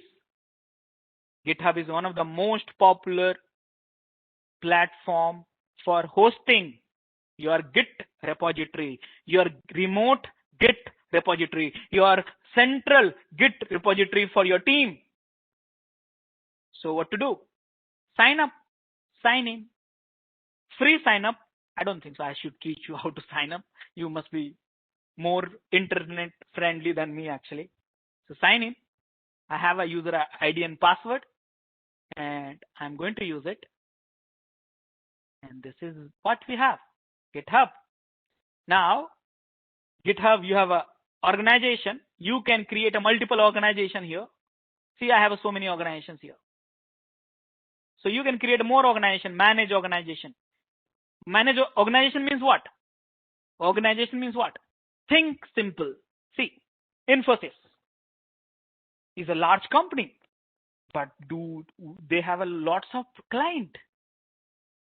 Some of them are maybe eBay, SDFC Bank, ICICI Bank, or some other things. So they will have to create an organization. So each one of their clients will not interfere in each other work. That means code sharing will not happen. And each organization, they will have their own access. Okay. So you have an organization. You can create a more organization. I have so many organizations created. One of the organizations which I'm going to use right now is Rajesh? Yes. Sorry to interrupt here. At the time of signing up with colleges, we already create an organization, and students need to get in touch with their faculty and get the organization name, and then they need to get experience under that organization name. Yes, so they will do in the offline hours after this training, because now we don't have a live time, right? Right, so, right. Yes, just wanted to keep them informed so guys, that we already created organization. Yes. So guys, what I got to know now, you guys have organization created already by your colleges and on coordinators. So if you want to work together as a team, each one of you, then reach out to your coordinators, get it access from them, and then from there you can take it further. But the question is, how can I start working with that? That's what I'm going to teach you. So guys, this is the organization. This is one of the temporary organizations I'm having, the named with DevOps School-Demo-Temporary. Now, some of the features I must tell you, GitHub, I must write it all this feature. Manage multiple repos. GUI, Wiki Integration, issue tracking, role-based access, integration with other tool, and many more things. Can we have it? Manage more repository. That's the first thing I'm going to show you. Okay, look at this, guys. Here I have created so many repository. These all are repository. Now you must be liking it, right? Because you might, this is also repository. Mind it here. This is also repository. Log -1 line. This is also repository. But it's a command line repository. I mean, I'm accessing through the command line in my laptop. But this is the GUI, which you see here, GUI. And Saturday-December is one of the repository. DHL is another repository. August Saturday is another repository, and so many repository. Can I create one more repository? Yes, why not? Anyone can create as many repository. It's a free for each one of you. So what to do now? What is the date? 17th May 2018. This is a temporary repository I'm creating. What happened? Cancel this. Okay, so this is the repository I'm creating. Now you see that, guys, whenever I'm creating repository, it is asking you a description. Of course, you will give it something. Public or private? Public or private? So what is a public and private? So guys, private repository anything which stored in the code inside a private repository, only you can see it, or the person whom you give access to. Simple. You can see it, and those person who can give access to. Now, role-based access, I'll talk about later. Public repository means anyone can see, but only you can modify. I hope it is clear. Again, I'm repeating one more time. Public repository, anyone can see, only you can modify. Only owner can modify, or the person whom you give them modification rights. Private repository, no one can see. But reading and modification can be done by the owner, or those who give the owner gives some of you permission to. So it's public or private. Very simple. There's something like add a readme, git ignore, choose a file, choose a license, and all stuff like that. Not interested. Create repository. Yes, that's all. So guys, I created a repository. Yes, this is the same thing. I did it through the command line using the command which we call it git init. I hope you remember git init. I did right here. Where's that? Here. Now I did it with the GUI. So you like it whichever way. On GitHub, play with the GUI. In your local, play with the command or GUI. Both is possible. Now remember I said, guys, recall the discussion. I said this push and pull supported by two protocol, HTTP protocol and SSH protocol. Where is that? Look at it. SSH. Look at my cursor. I don't know whether you can see it or not, but look at my cursor. HTTPS, SSH. See, this is a SSH URL for this repository, remote repository, central repository hosted by GitHub. HTTPS. HTTPS works with the user ID and password. I repeat, HTTP works with the user ID and password of GitHub. SSH works with the keys. Okay. So both the things you can get it work. There's some help file which has been given, and now you can correlate. See, if you want to create a new repository using a command line, git init, git add, git commit. Don't you think so you have already done it? Now, if you have existing repository, you can do this one. Right now, I'm going to do this same thing and stuff like that. So these are the things which you have. So guys, this is the repository. Now let's match the discussion. Here, what I said to all of you, did you get a GUI or not? Yes, you have such a rich GUI here. Do you have ways to manage the multiple repos? Yes or no? Yes. Do we have a Wiki integration? Wiki means Wikipedia kind of software. Here it is. Look at my cursor. Okay, let me snap it out. So guys, look at my screen here. Here you have Wikipedia. Okay. Here you have issue tracking. It's like a Jira. Remember Jira I said for the plan and all, ticket assignment, work assignment, task assignment, seeing the progress, all this thing at one place. See here. So this is done. Wiki done. Issue done. Now do you have a role-based access? Role-based access. So guys, how can you create a role-based access? So you have to go to the setting. I don't have each one of your accounts right now. Okay. But you can go for the setting. At the repository. This is my repository. Remember, manage access. And you can add someone's access. Invite a team or people. Okay. I understand the people. That means you. Each one of you, I will invite one by one. But team, so you can create a team here with the multiple people and add access, read, write, and all stuff like that. Look at here. I'm inviting here. Let's say SCM Galaxy is one of the ID. And here, this ID I'm inviting. And you see here, I can give you the read access. I can give you the triage access. I can give you the write access. I can give you the maintain access. I can give you the admin access. Or here, I can add a team also with a multiple user. But you know what? What is the recommended? Creating a team at the organization level is preferred.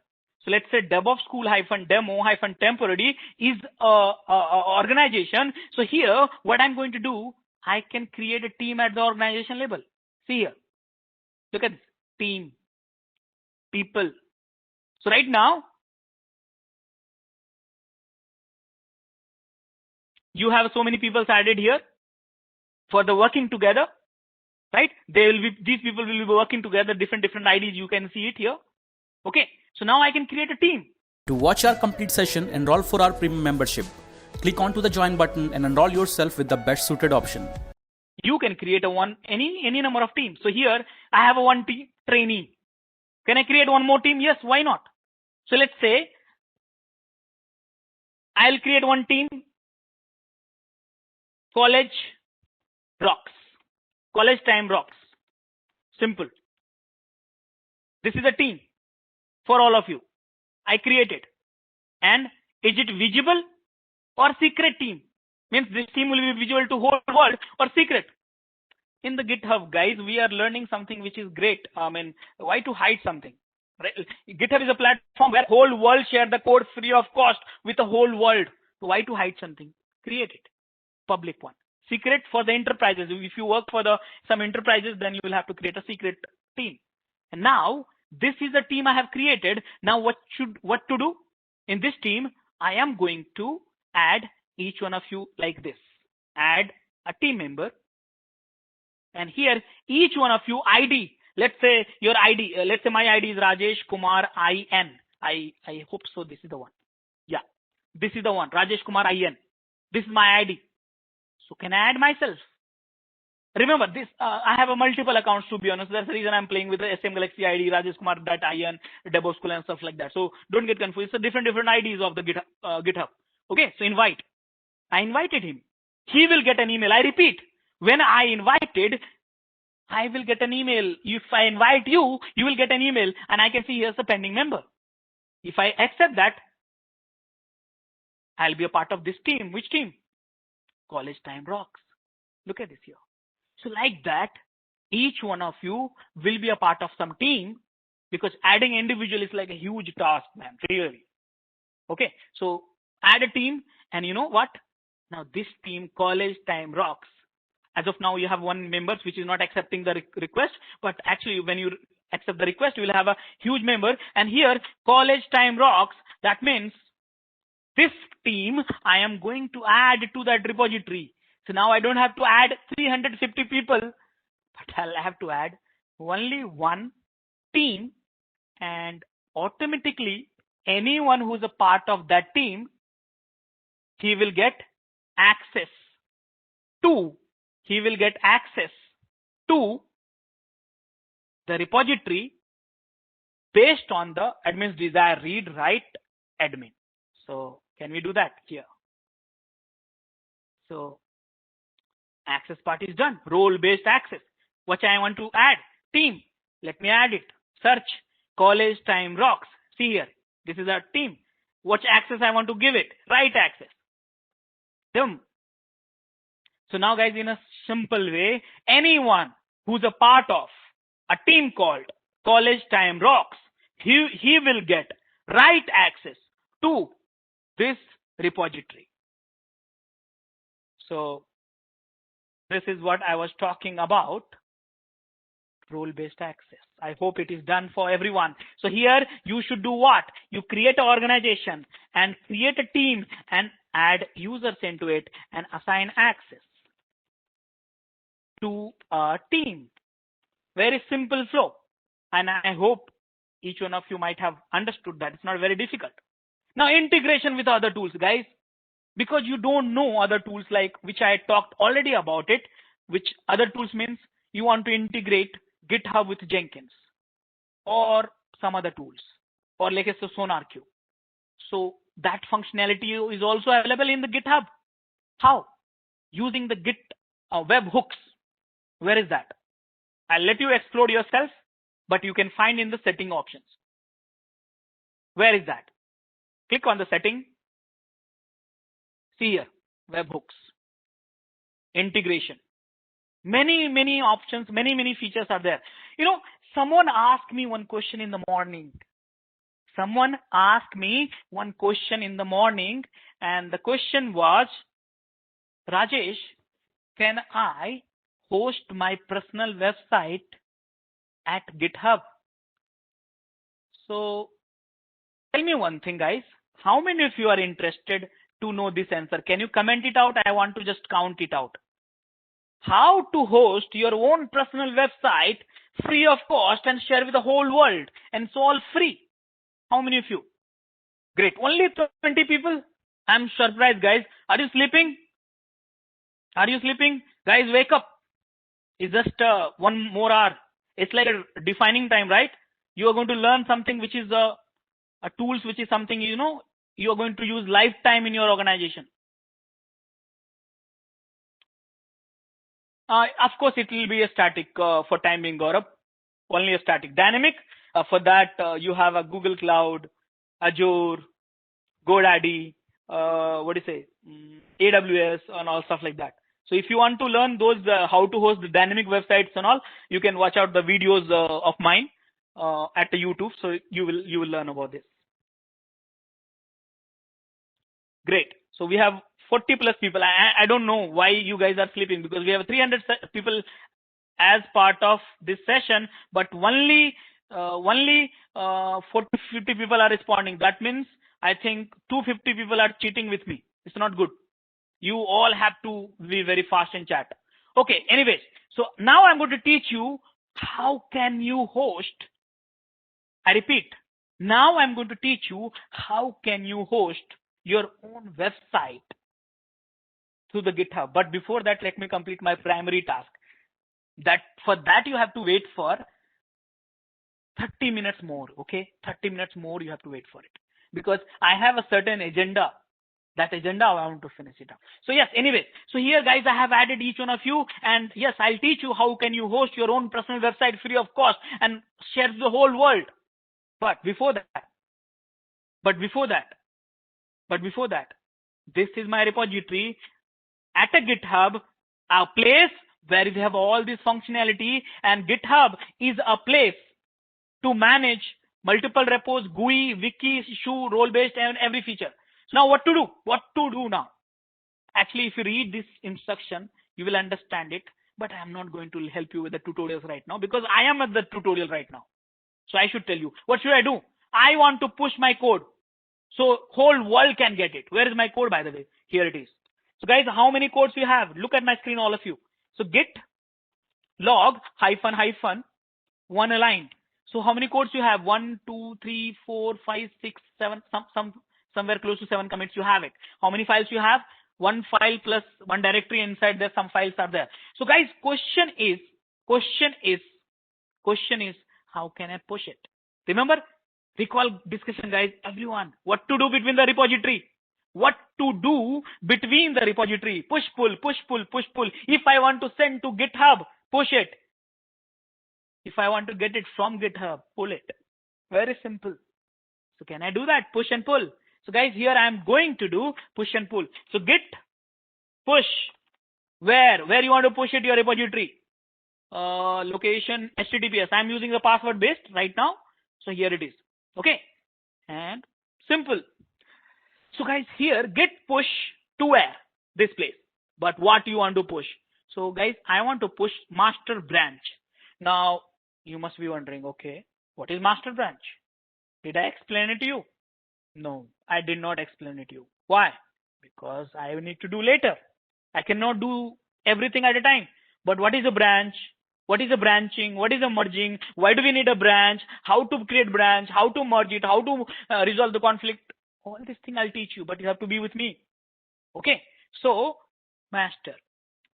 Simple. Just remember, git push to URL, branch, master, enter.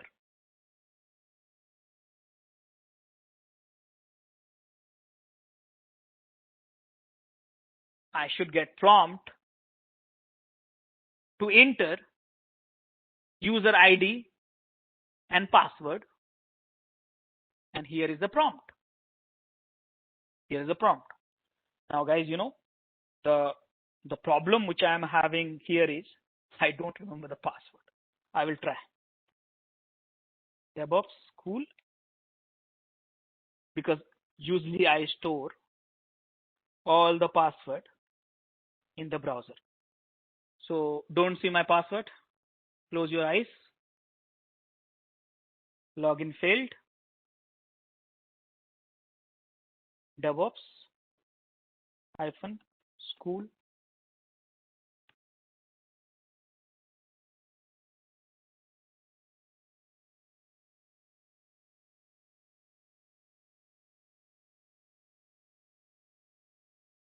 Okay. So one more try, guys. One more try. Let's try.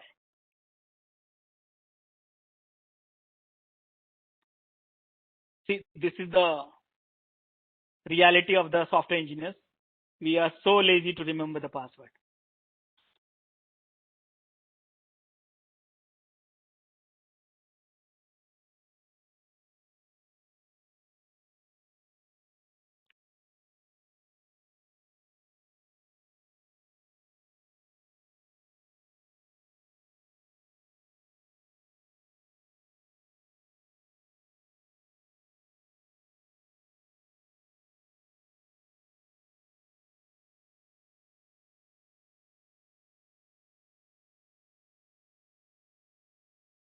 Oops. So what to do? So I have one cheating actually, because I don't want to reset the password. Simple. You know the process. I don't want to reset the password and then waste your time, my time, and all stuff like that. So what do we do now? So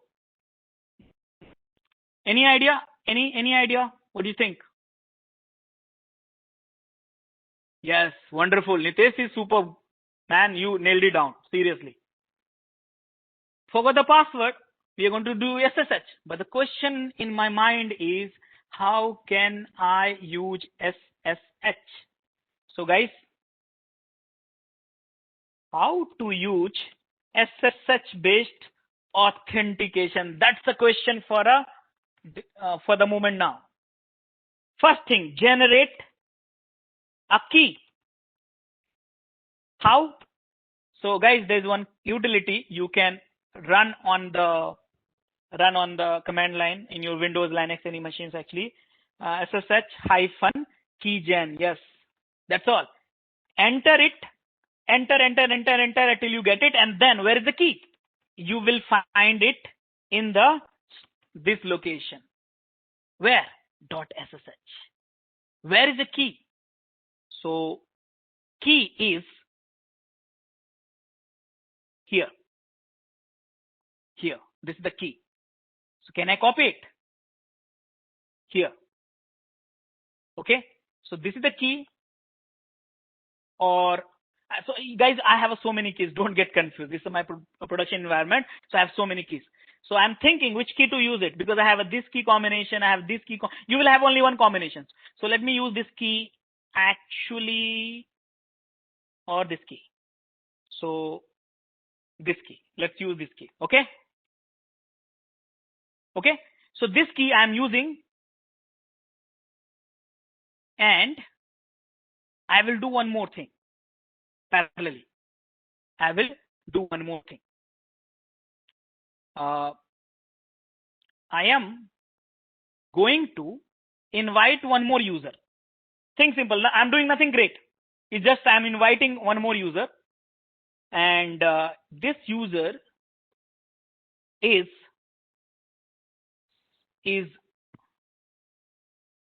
let me add it here.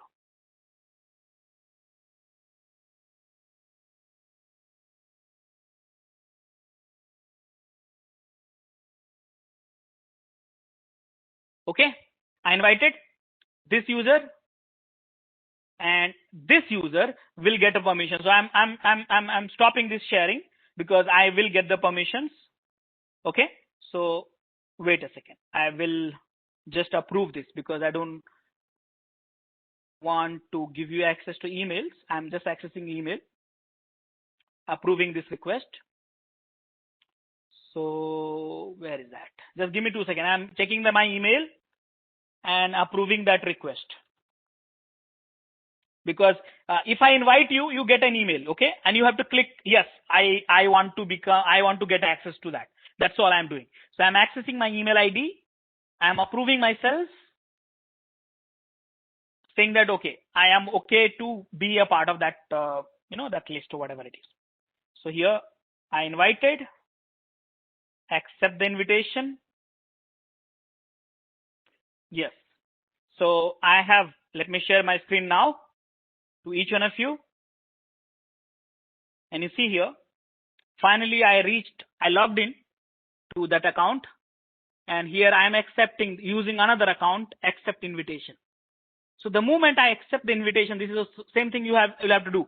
So, when you will be given access by your coordinator, you should not be panic and you should not bug him saying that, okay, I did not get access. I have a permission issue, this issue, that issues and all. You should check first. Did you accept the invitation? Because he will send you an invitation through the GitHub. You'll have to accept it. If you have not accepted it, that's your problem. So not your coordinator's problem. Understand that. So here, yes, you have to accept that. So now keys, what I was talking about, the keys, you have to add it. So which keys? This key I'm adding. This key I'm adding. This key I'm adding to where? To where? Guys, look at my screen, all of you. Very carefully, you have to do the same thing. You have to click here in your this place in your account, go to the setting and click on the profile. Sorry, not setting, setting. Yeah. So again, if you are getting lost with the steps, too many steps, not to worry about it. You will get an recording, so you can follow that one. But here you can go to the setting and you see this. In the profile section, under the account setting section, profile section, you will see SSH and GPG key. And here you need to upload your key. You need to upload your key. So the question is, should I do that? Add a new key? Should I copy and paste this key? Yes, I should do that. But I have already added it. See my laptop, I have added it. So I just showed you how to do that. It's been done. For me, it's been done long ago. You see, in July 2020, I did it. So you will do that if you want to have access. Back to the repository. You got the access now. This is how you get access. Click on SSH. Now you will not push HTTPS. Now you will push git push SSH URL. So now guys, did you understand HTTP versus SSH? All of you, can you put it in the chat box? Yes or no?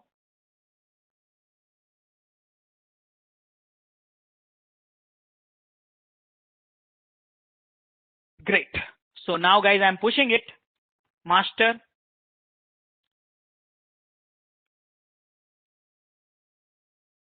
And done. See here. Remember, my key was already uploaded. You have to do that. Don't forget that. My key was already uploaded. So I recreated both the environment, HTTPS also and SSH also. By the way, I remember my password. Okay. So I hope now you are clear. Can we go here? Refresh it.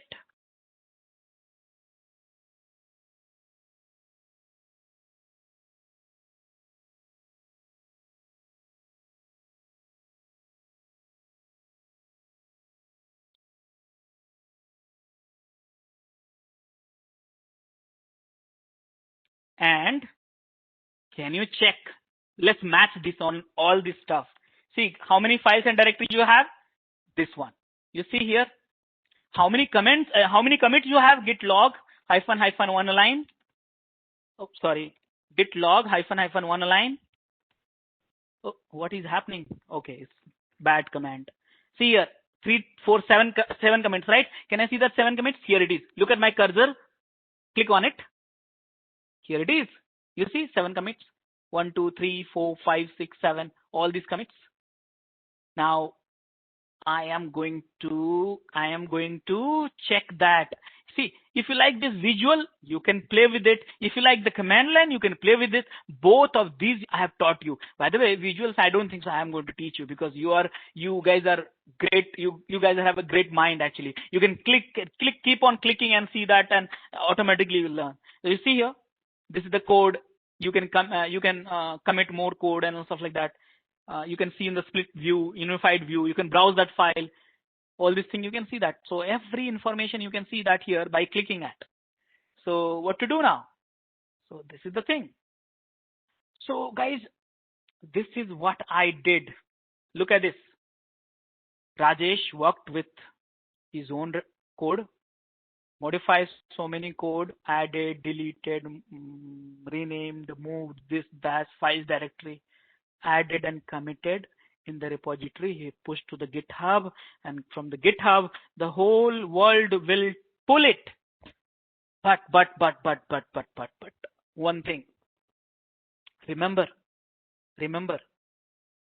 you can pull it only and only if you have repository. What about some new people have joined and who have no repository? No problem. No problem. I am going to behave as if I'm the new person in your team. And my team said, Rajesh, let's say, what is the second name I should tell? Raj, go here. This is location. Go here. Download the code and start working on it. I said, yes, boss. So what should I do? I am going to install the Git. And after that, I don't have any repository, so I am going to clone it. Yes, same way, HTTPS URL, SSH URL. HTTPS URL, SSH URL, I have told you the difference. You know that? Git, clone it. And I cloned it. Think simple. I am acting like a different guy, okay? This is me, different guy. This was earlier me. So can I go and work? My manager gave me some work. What work? I don't know. Where is the work? Okay, I have to go to the issue. This is the issues. My manager will assign some ticket. How? New issues. My manager, I'm acting like behaving like a manager. www homepage login is not working in DevOpsSchool.com. This is the behavior. Lots of description. I'm just filling this information. Submit. It's the issues. It's a task for you. Who should be working? Assignee, label, project, milestone. So many options we have it. I'm going to work on it. Let me work on it. Okay. So here I'm going to work on it. This is my code. I'm working as a developer, another guy. Login. I'm fixing login. I'm writing a code right now. Login.java. I fixed that code. What should I do?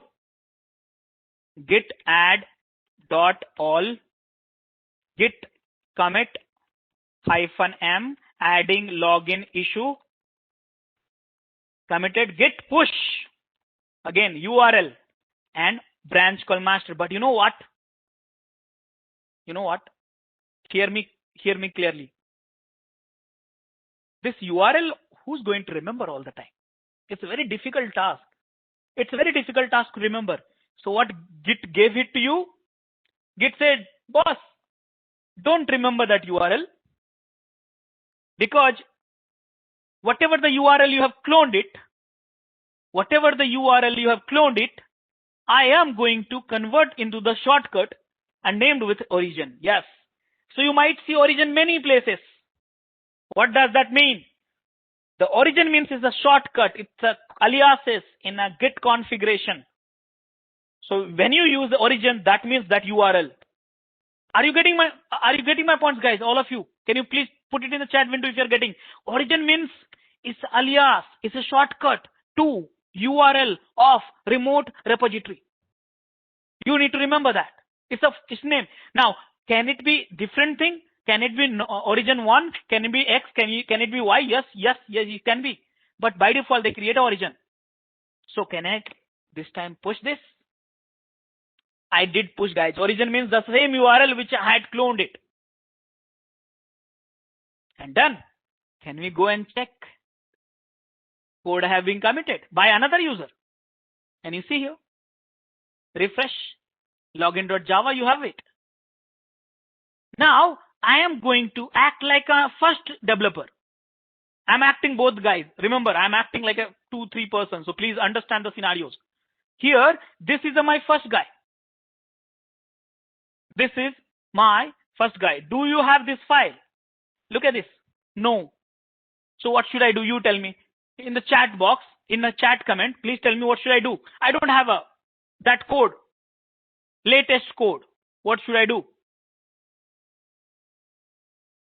Wonderful. Yes. You have to pull it. Very simple. Yeah. Push, pull between the repository. So I'm going to pull it. Git pull origin master. What is this error? So you know what? When you work in a repository from scratch, remember this repository I had from scratch, then origin will not be there. Why I got it here? Because when you clone that repository, this will get created. So now I have a problem. How to create this? Very simple. Git remote add origin and URL. Paste it. It got created. Where it got stored in the config file under the .git folder. Git push origin master. Now both the user sense work together. Push, pull. So what you are going to do? See here. Commit has happened. Pull has happened. And you got the login.java. So now guys, you think simple. Everyone, you want to add a new code, rename a new code, edit a new code, delete a code, or whatever you want to do. Add commit. You want to send it to the whole team, push it. Anyone wants to get the code from the GitHub, pull it. Very simple. So these are the commands I have run, so to understand for all of you, this is the cloning command. This is the pulling command and stuff like that. So my questions to all of you.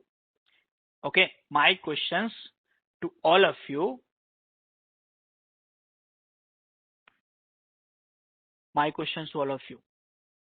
How many of you have understood working with Git, versioning your source code, and sharing with the whole team and project? Can you put it in the chat box? Let's say we have 300 participants. We need a yes from 300. Each one of you. Go ahead, guys. I can count it.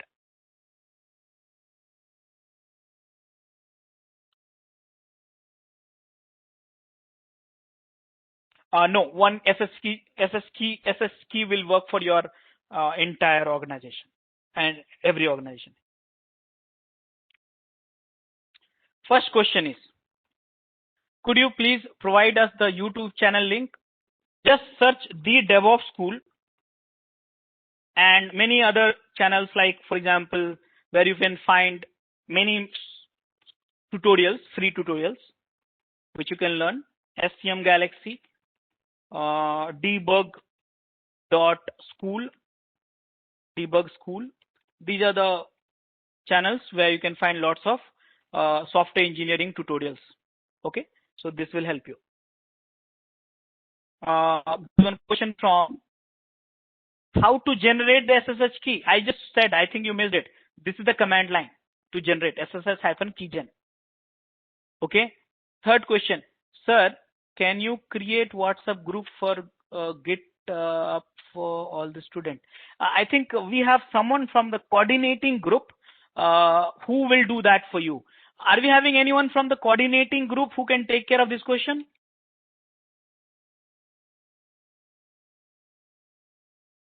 Yes, Rajesh. We will consolidate and we will send it. Yeah. So someone will do that. Don't worry about that. And SSH key. What are SSH key? So guys, SSH key you know the password, right? Correct? The password. So same way, it's a very good question actually. Should I explain you? Neha has asked this question, correct? So let me put it in this way. To watch our complete session, enroll for our premium membership. Click onto the join button and enroll yourself with the best suited option. See guys, what happens? MS Paint.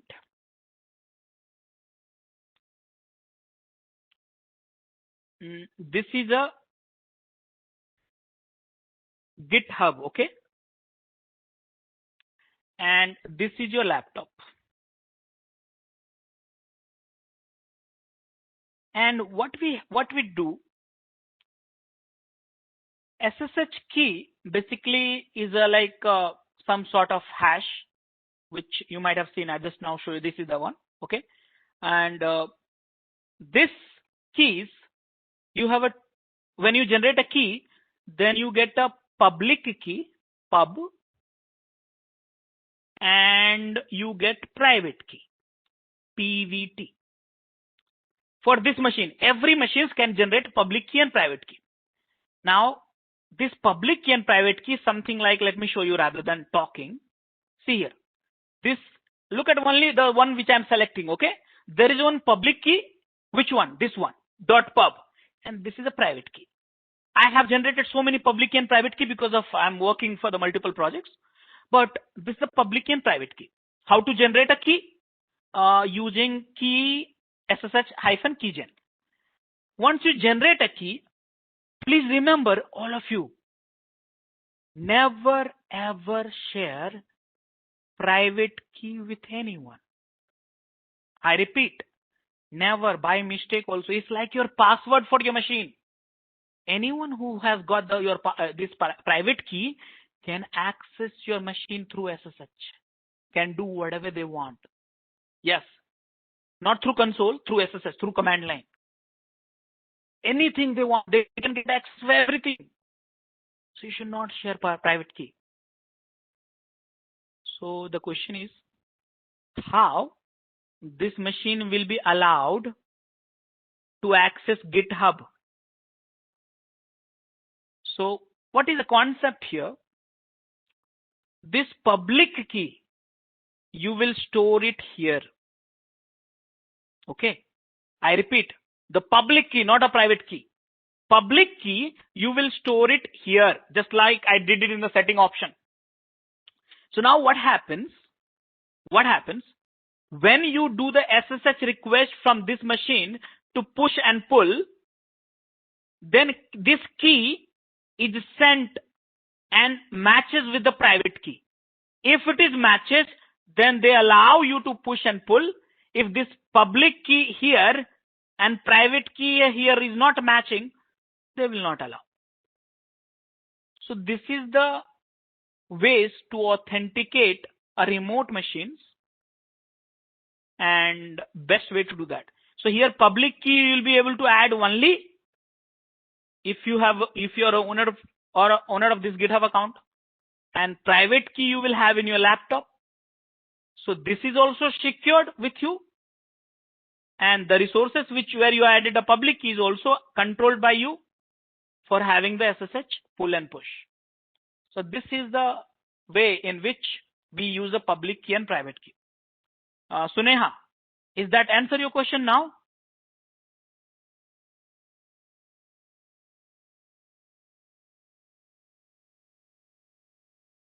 Neha, are you there?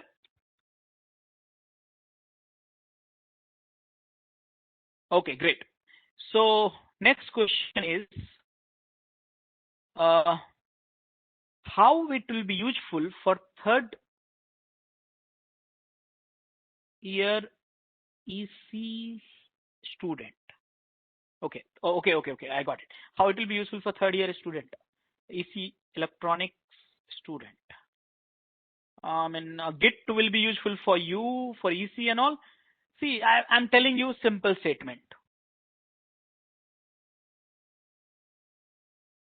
Do you want to version your files? I do. I'm not, let's say I'm not a software engineer. Assume I'm not a software engineer, but I am keeping hundreds of files and folders. Do I want to version it? I can use it.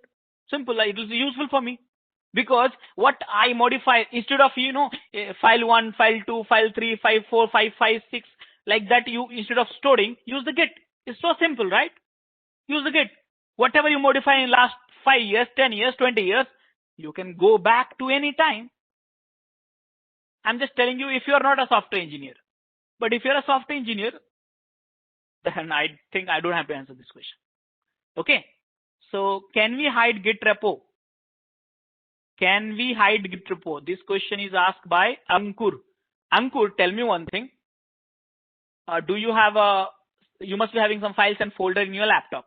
Why do you want to hide? Simple question. Why do you want to hide your files and folder in your personal laptop? What's the reason for it? So why do you want to hide a Git repo? Why? From whom? Because laptop is controlled by you. If laptop is gone, anyways, they will get it, all the data, no matter how you hide and how you keep it secure. So it's your personal. That's the reason you might have noticed we don't have a password to commit, but we have a password for the remote repo, which is a different server altogether.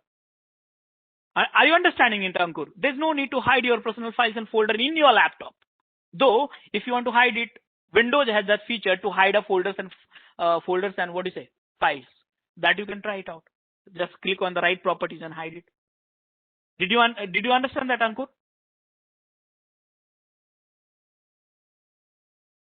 Great. Okay, so I think we had a few questions I answered. Now, what next? So now we have one question which is pending, and I feel this is most important question. Very important question. What is that question? What is branching? What is merging? Why do we branch? Why do we merge? How to branch? How to merge? Okay. This is a very important question, and you must know. Okay. This is very important question. So let me try to answer in a way so you will understand better. This is MS Office code, the same software which you are using, MS Office.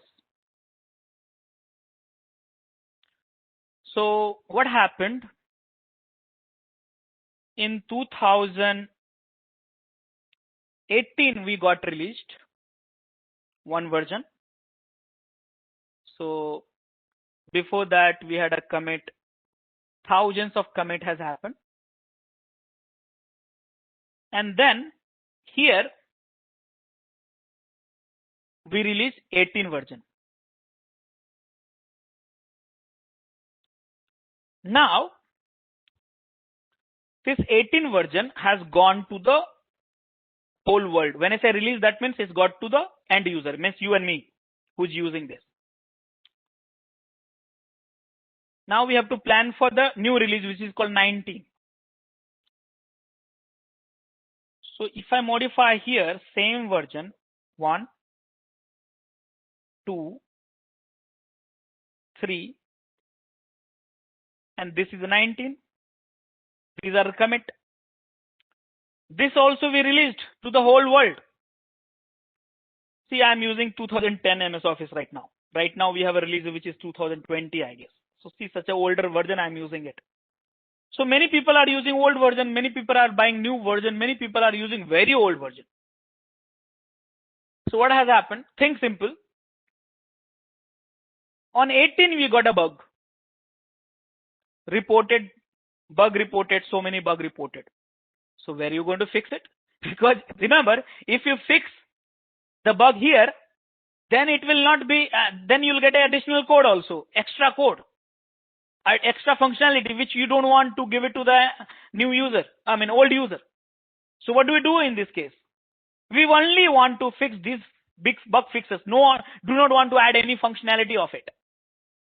So what do we do? From here, we'll take one branch and we call it branch 18. Okay. And here we add a code, 1 commit, 2 commit, 3 commit. And then consolidate this one, and from here 18.1 we release. This is called minor version. So this is the 18 is a major version, 18.1 is a minor version, and released in the market. So now you understood that why do we need a branching? We need a branching because we don't want to disturb the main line.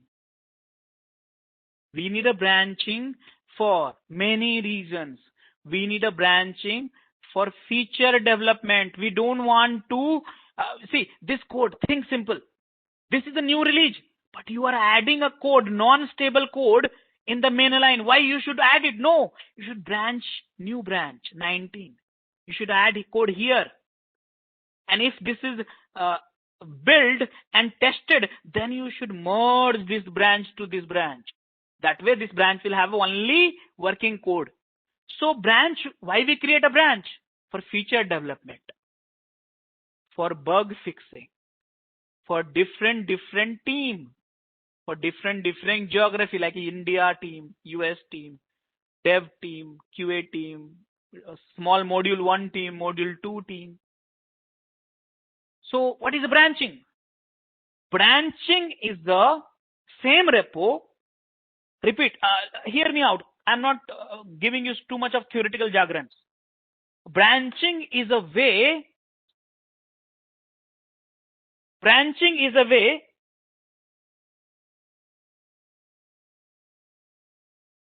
in a repository you can create multiple channel of development, separate channel of development or bug fixing without impacting each other.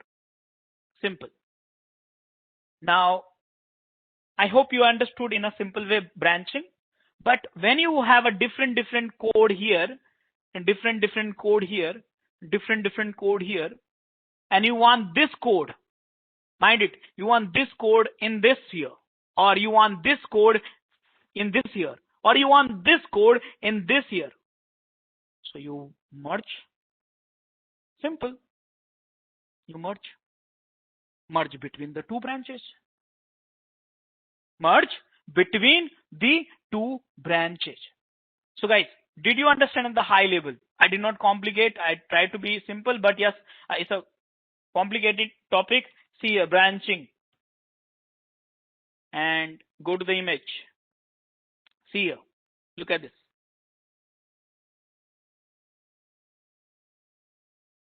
See, this is the image. This is the mainline development. From here you got a branch for some bug fixing. From here you got a branch for some feature enhancement, like that. So the question is, what is branching and why do we need it? And why do we merge? How many of you have got it? Can you please vote in the chat box? I just want to understand.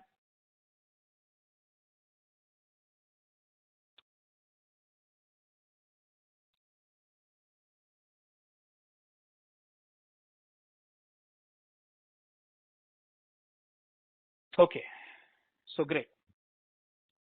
So now the question is, fine, we understood that what is branching and why do we need a merging. But the question is, how to do that? What is branching? Why do we need it? Understood, but how to do that?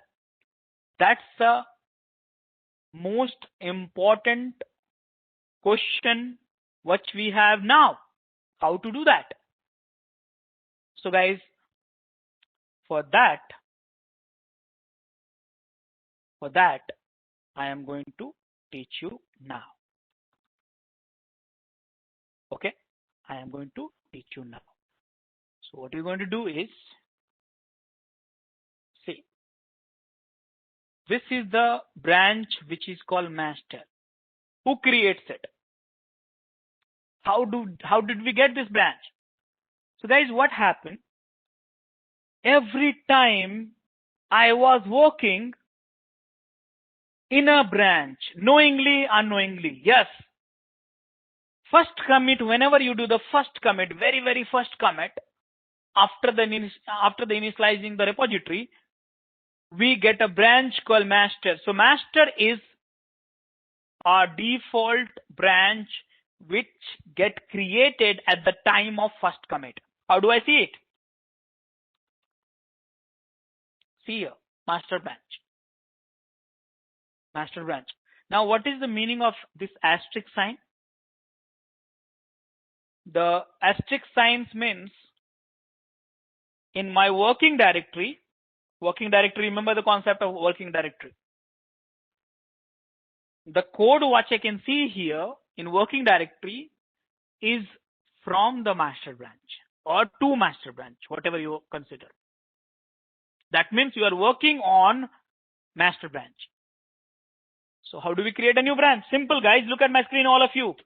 Git branch Git branch feature one branch. So you took all the code. Mind it here, what I'm saying.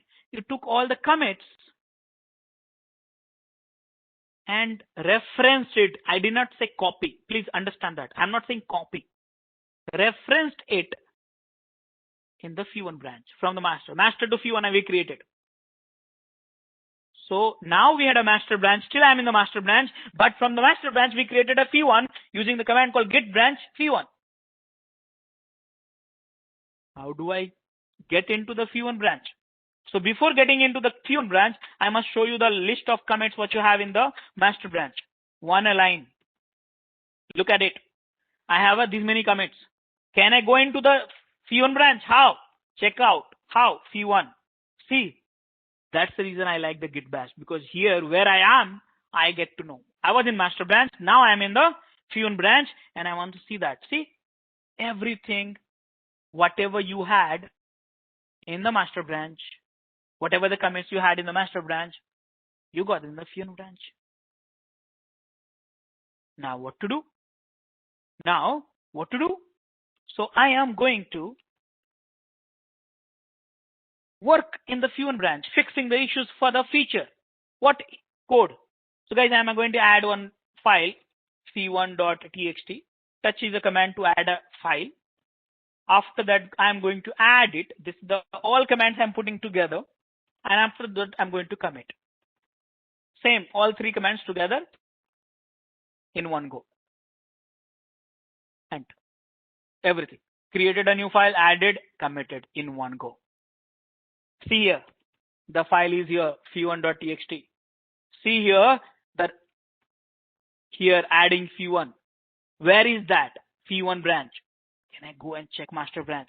Git checkout, master. Sorry, spelling mistake. Git checkout, master. See, do you have a fee1? No. Can I go and check it out? Fee1 branch. Do you have a fee1? Yes. So different line of development, guys, without impacting the master. You are working in the fee1 branch. So can I do one more commit? Keep committing it. New files, new fixes, new code in the different branches, whichever you like it. It's a free. Branching is free. I repeat, why I said free? Why I said free? Because remember, if you create as many branches you want to, it will not duplicate the data. It will not duplicate the content. It will just reference it. Okay, so that way, in SVN you used to copy whole branch, but Git is very intelligent. So I added one more commit. So now, Git checkout master. I don't have a fee1 and fee2. So guys, scenario is very simple.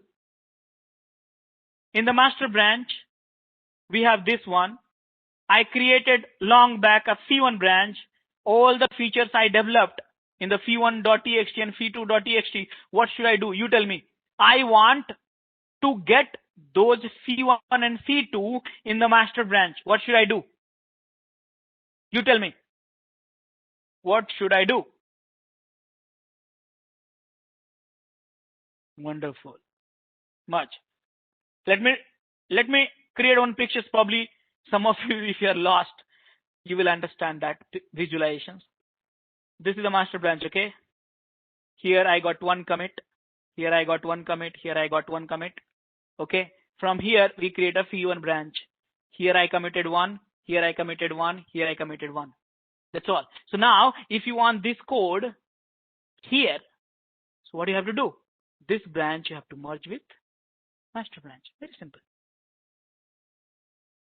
This is called merging. Merging means not like replacing. Remember, this branch will be there.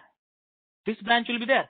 This commit, whichever you had it, object we call it, checksum, commit, whatever you want to call it, that get reference to the master branch also after the merging. After the merging. Again, you know what? I don't want to complicate it because I feel some of you are getting lost. There are different kind of merges also. Okay. There are different kind of merges that will come under the advanced sections. I wish I could teach you, but you have so many references on the Google, YouTube, check out my channels and all. Okay. So we have a fast forwarded merge, recursive merge, cherry picking merge. So many different kind of merge we have.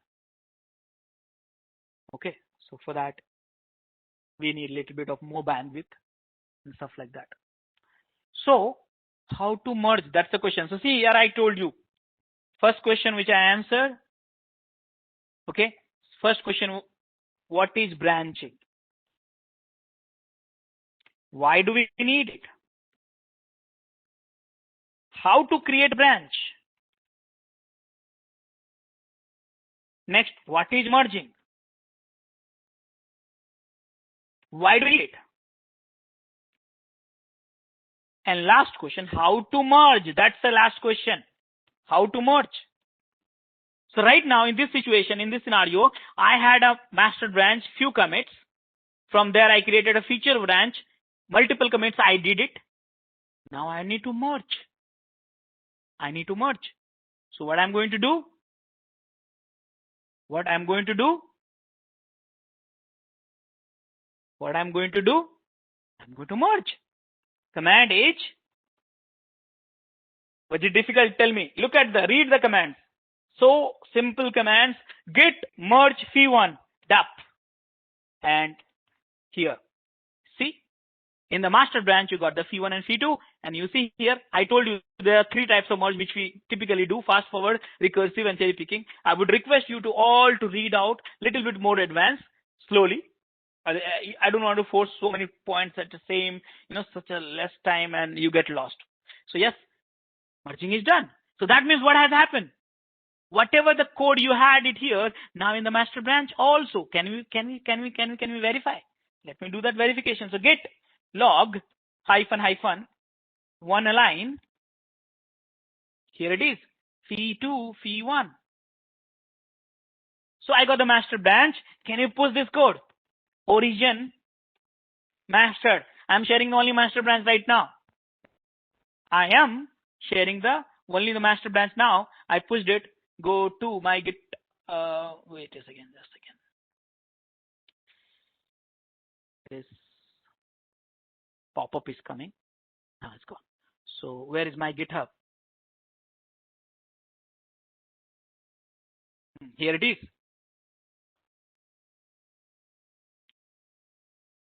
And guys, look at this fee1 and fee2. Here you have a branches, okay? So right now you have only one branches. Can I push my another branches also? So someone has asked me, Rajesh, can you do one thing? You have a branch called fee1, which you've been working locally.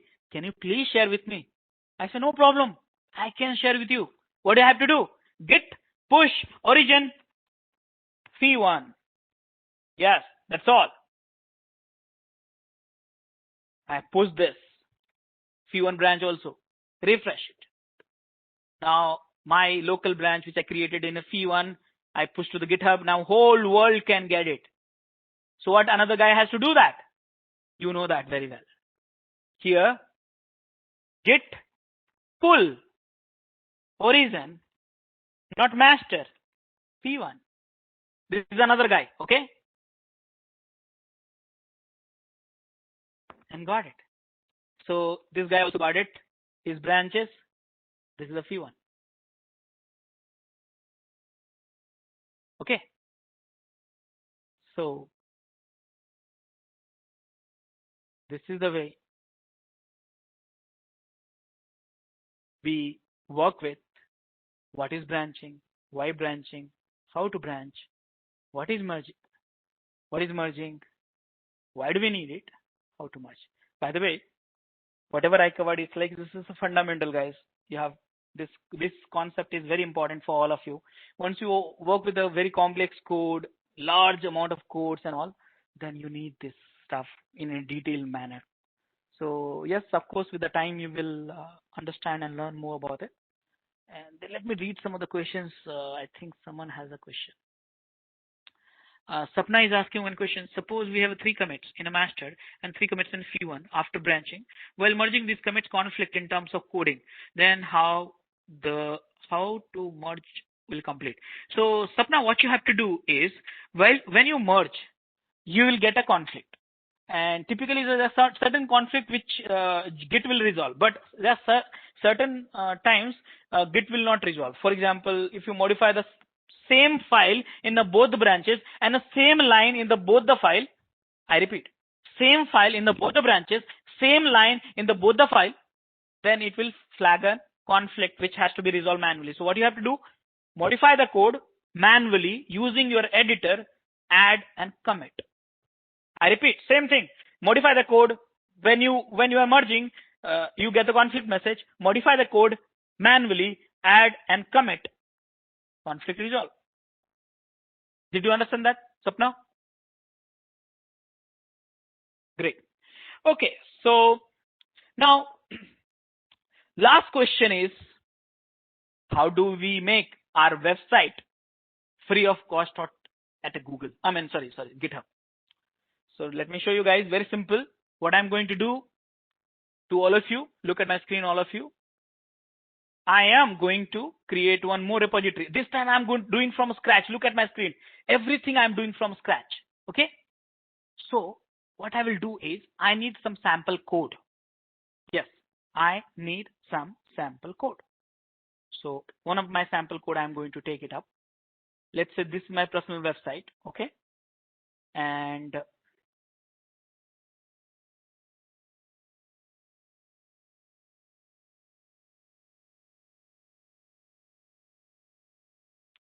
this is my personal website, and I am going to create one repo. This repo is, see my steps, guys. It's not difficult. You have seen it. I'm just consolidating all the steps which you have done it, which you have seen it already. Rajesh Kumar. This is the whole code. I'm just copying it here.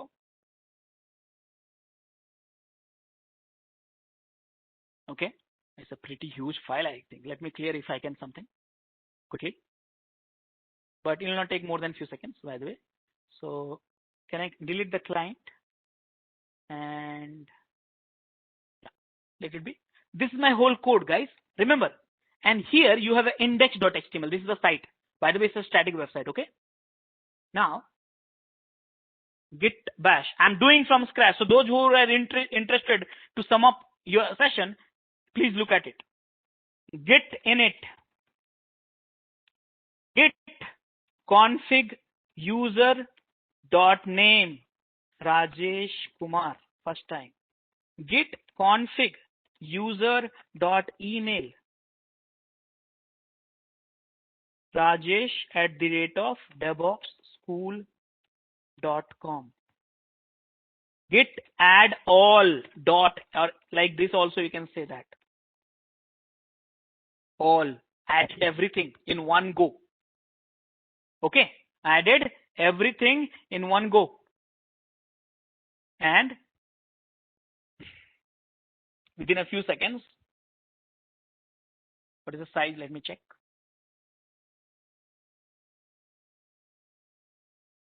(108 MB). So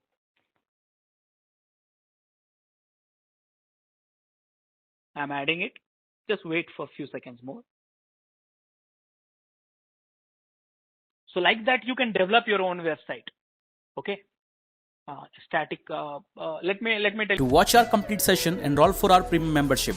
Click onto the join button and enroll yourself with the best suited option. You hear how can you develop your own website fastest way. There is one CSS framework which you have. The named with this one. What do you say? Bootstrap. Okay. So you can use Bootstrap. Now I added it and committing it. Okay. Look at my screen, all of you guys. My first commit. Oops, sorry. I committed. And so yes. So Bootstrap CSS library, you can use that to develop a very good website without much of, programming knowledge. With a little bit of programming, HTML, CSS and also like that. Guys, I committed it. What I'm going to do? Now I am going to create one repo. Here I'm going to name this repo rajeshkumar.xyz. It's a public repo. I have to make it free. Create repository. And you see here, of course, I'm going to work with SSH. Git remote. Remember, add origin. Git push origin master. I push that my website. It's like summary. Everything I have shown you. Just I'm repeating the stuff. And you see that. And one more thing, guys. One more thing I must tell you. SSH is 20x faster than I forgot. Anyone would like to comment? SSH is faster than HTTP. Wonderful. So Gora, Rudra, Yaman, 100% correct. Yes, SSH is faster. That's the reason we all love SSH. But sometimes people who are lazy, they don't want to set up a keys, then they use a HTTPS. Okay. So guys, I pushed it. You see that here. Can I refresh it? Can I refresh it? So now you see here that my website is there. But the question was, how can I make this live to the whole world? See, I don't want them to access this repository and they can see this file. I want them to access my website. Which website? The one which I have developed. Which website which I have developed? Click on the index.html. And this is the website I'm talking about. Free hosting at a GitHub. Any kind of website you can do that. And this is the website I was talking about. Okay. So now, how can I make it live? So now I'll teach you guys. Go to, okay, just let it be, just a second. Should go. So I should go here, not here, here, and look at my steps. Everyone, go to setting of that repository. And do you see here? There's so many options, guys. One by one, you have to learn actually. Okay, but there's one option called pages. Here, click on it. All of you, click on it. And guys, here, source, select master branch. And do you want to have the root directory or some other directory which you want to have it, like a docs or now? No, I want to have a root directory because my index.html is there in the root directory. Let it be. You want to apply a new theme, that is also possible, but because I have developed my own website with your own theme, so why should I use some of the custom theme provided by GitHub? Save it. The moment you save, I repeat, the moment you save, your site is ready to be published at this place. Yes. So this is my website. Anyone in the whole world can access it. Only I can commit, whole world can see it. Let me, this by the way, you can also, I'll give you one trick by the way. You can plan a plan to create organization. See, I'll give you the tricks here. You can plan to create organization, something like Rajesh Kumar, okay? And your repository name, instead of Rajesh Kumar, it can be home. And inside that index.html, you can store it. So this is a tricks I'm telling you. So the URL will be shorter. Okay. See here. So if this is your org name, this is the repo name, and inside that you have your index.html. So this will be also more effective. So your effective URL will become much shorter like this. See here. So this will be more meaningful actually. Sorry, there is one dot has to be there in between the GitHub here. So yes, I did not want to do that, all this stuff. So here, this is my website. And now if I hit this website, see here, whole world can see it. So can you please confirm me? I'm putting in the chat window this website. Can you access it? All of you.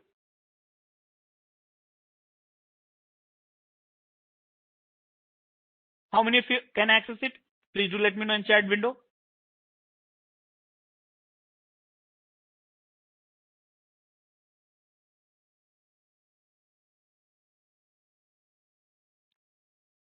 Yes, great.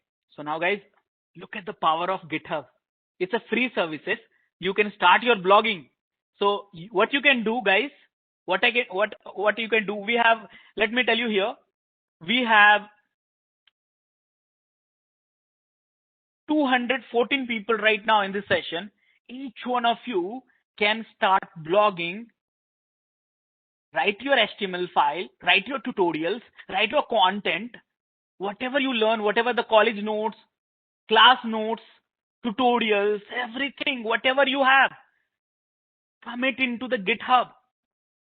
Make this as a website, publish with the whole world, and also you can send it to me.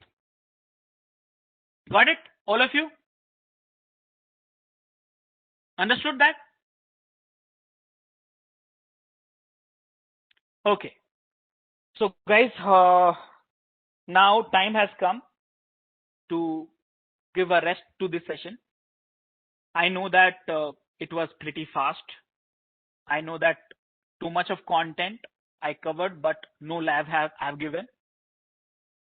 But this is what we had, program planned like that.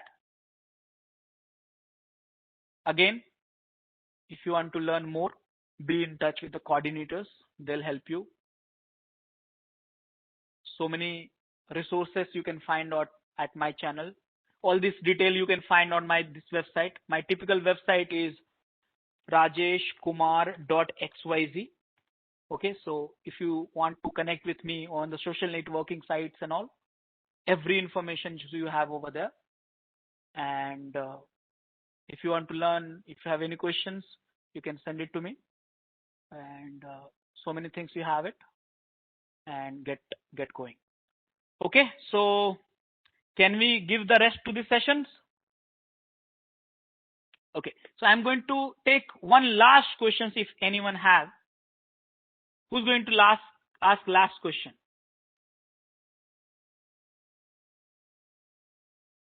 No question. Okay, great. Okay, so do we have are we having anyone from the coordination group? You would like to take a control of this now? I'm okay with it. Along with that, you can access our other tutorials such as Docker, Ansible, Jenkins, Terraform, Splunk, AWS, Azure, and various other DevOps related premium tutorials with our channel membership. If you would have any issues with our channel membership, you can drop an email to us at contact@devopsschool.com, or you can also unsubscribe from channel membership anytime if you don't want to continue or did not like the video. To get our channel membership, click onto the join button, select the $399 plan, and grow your skills immensely. Please be kind enough to like it, and you can comment any of your doubts and queries. We will reply to them at the earliest. Thanks for watching.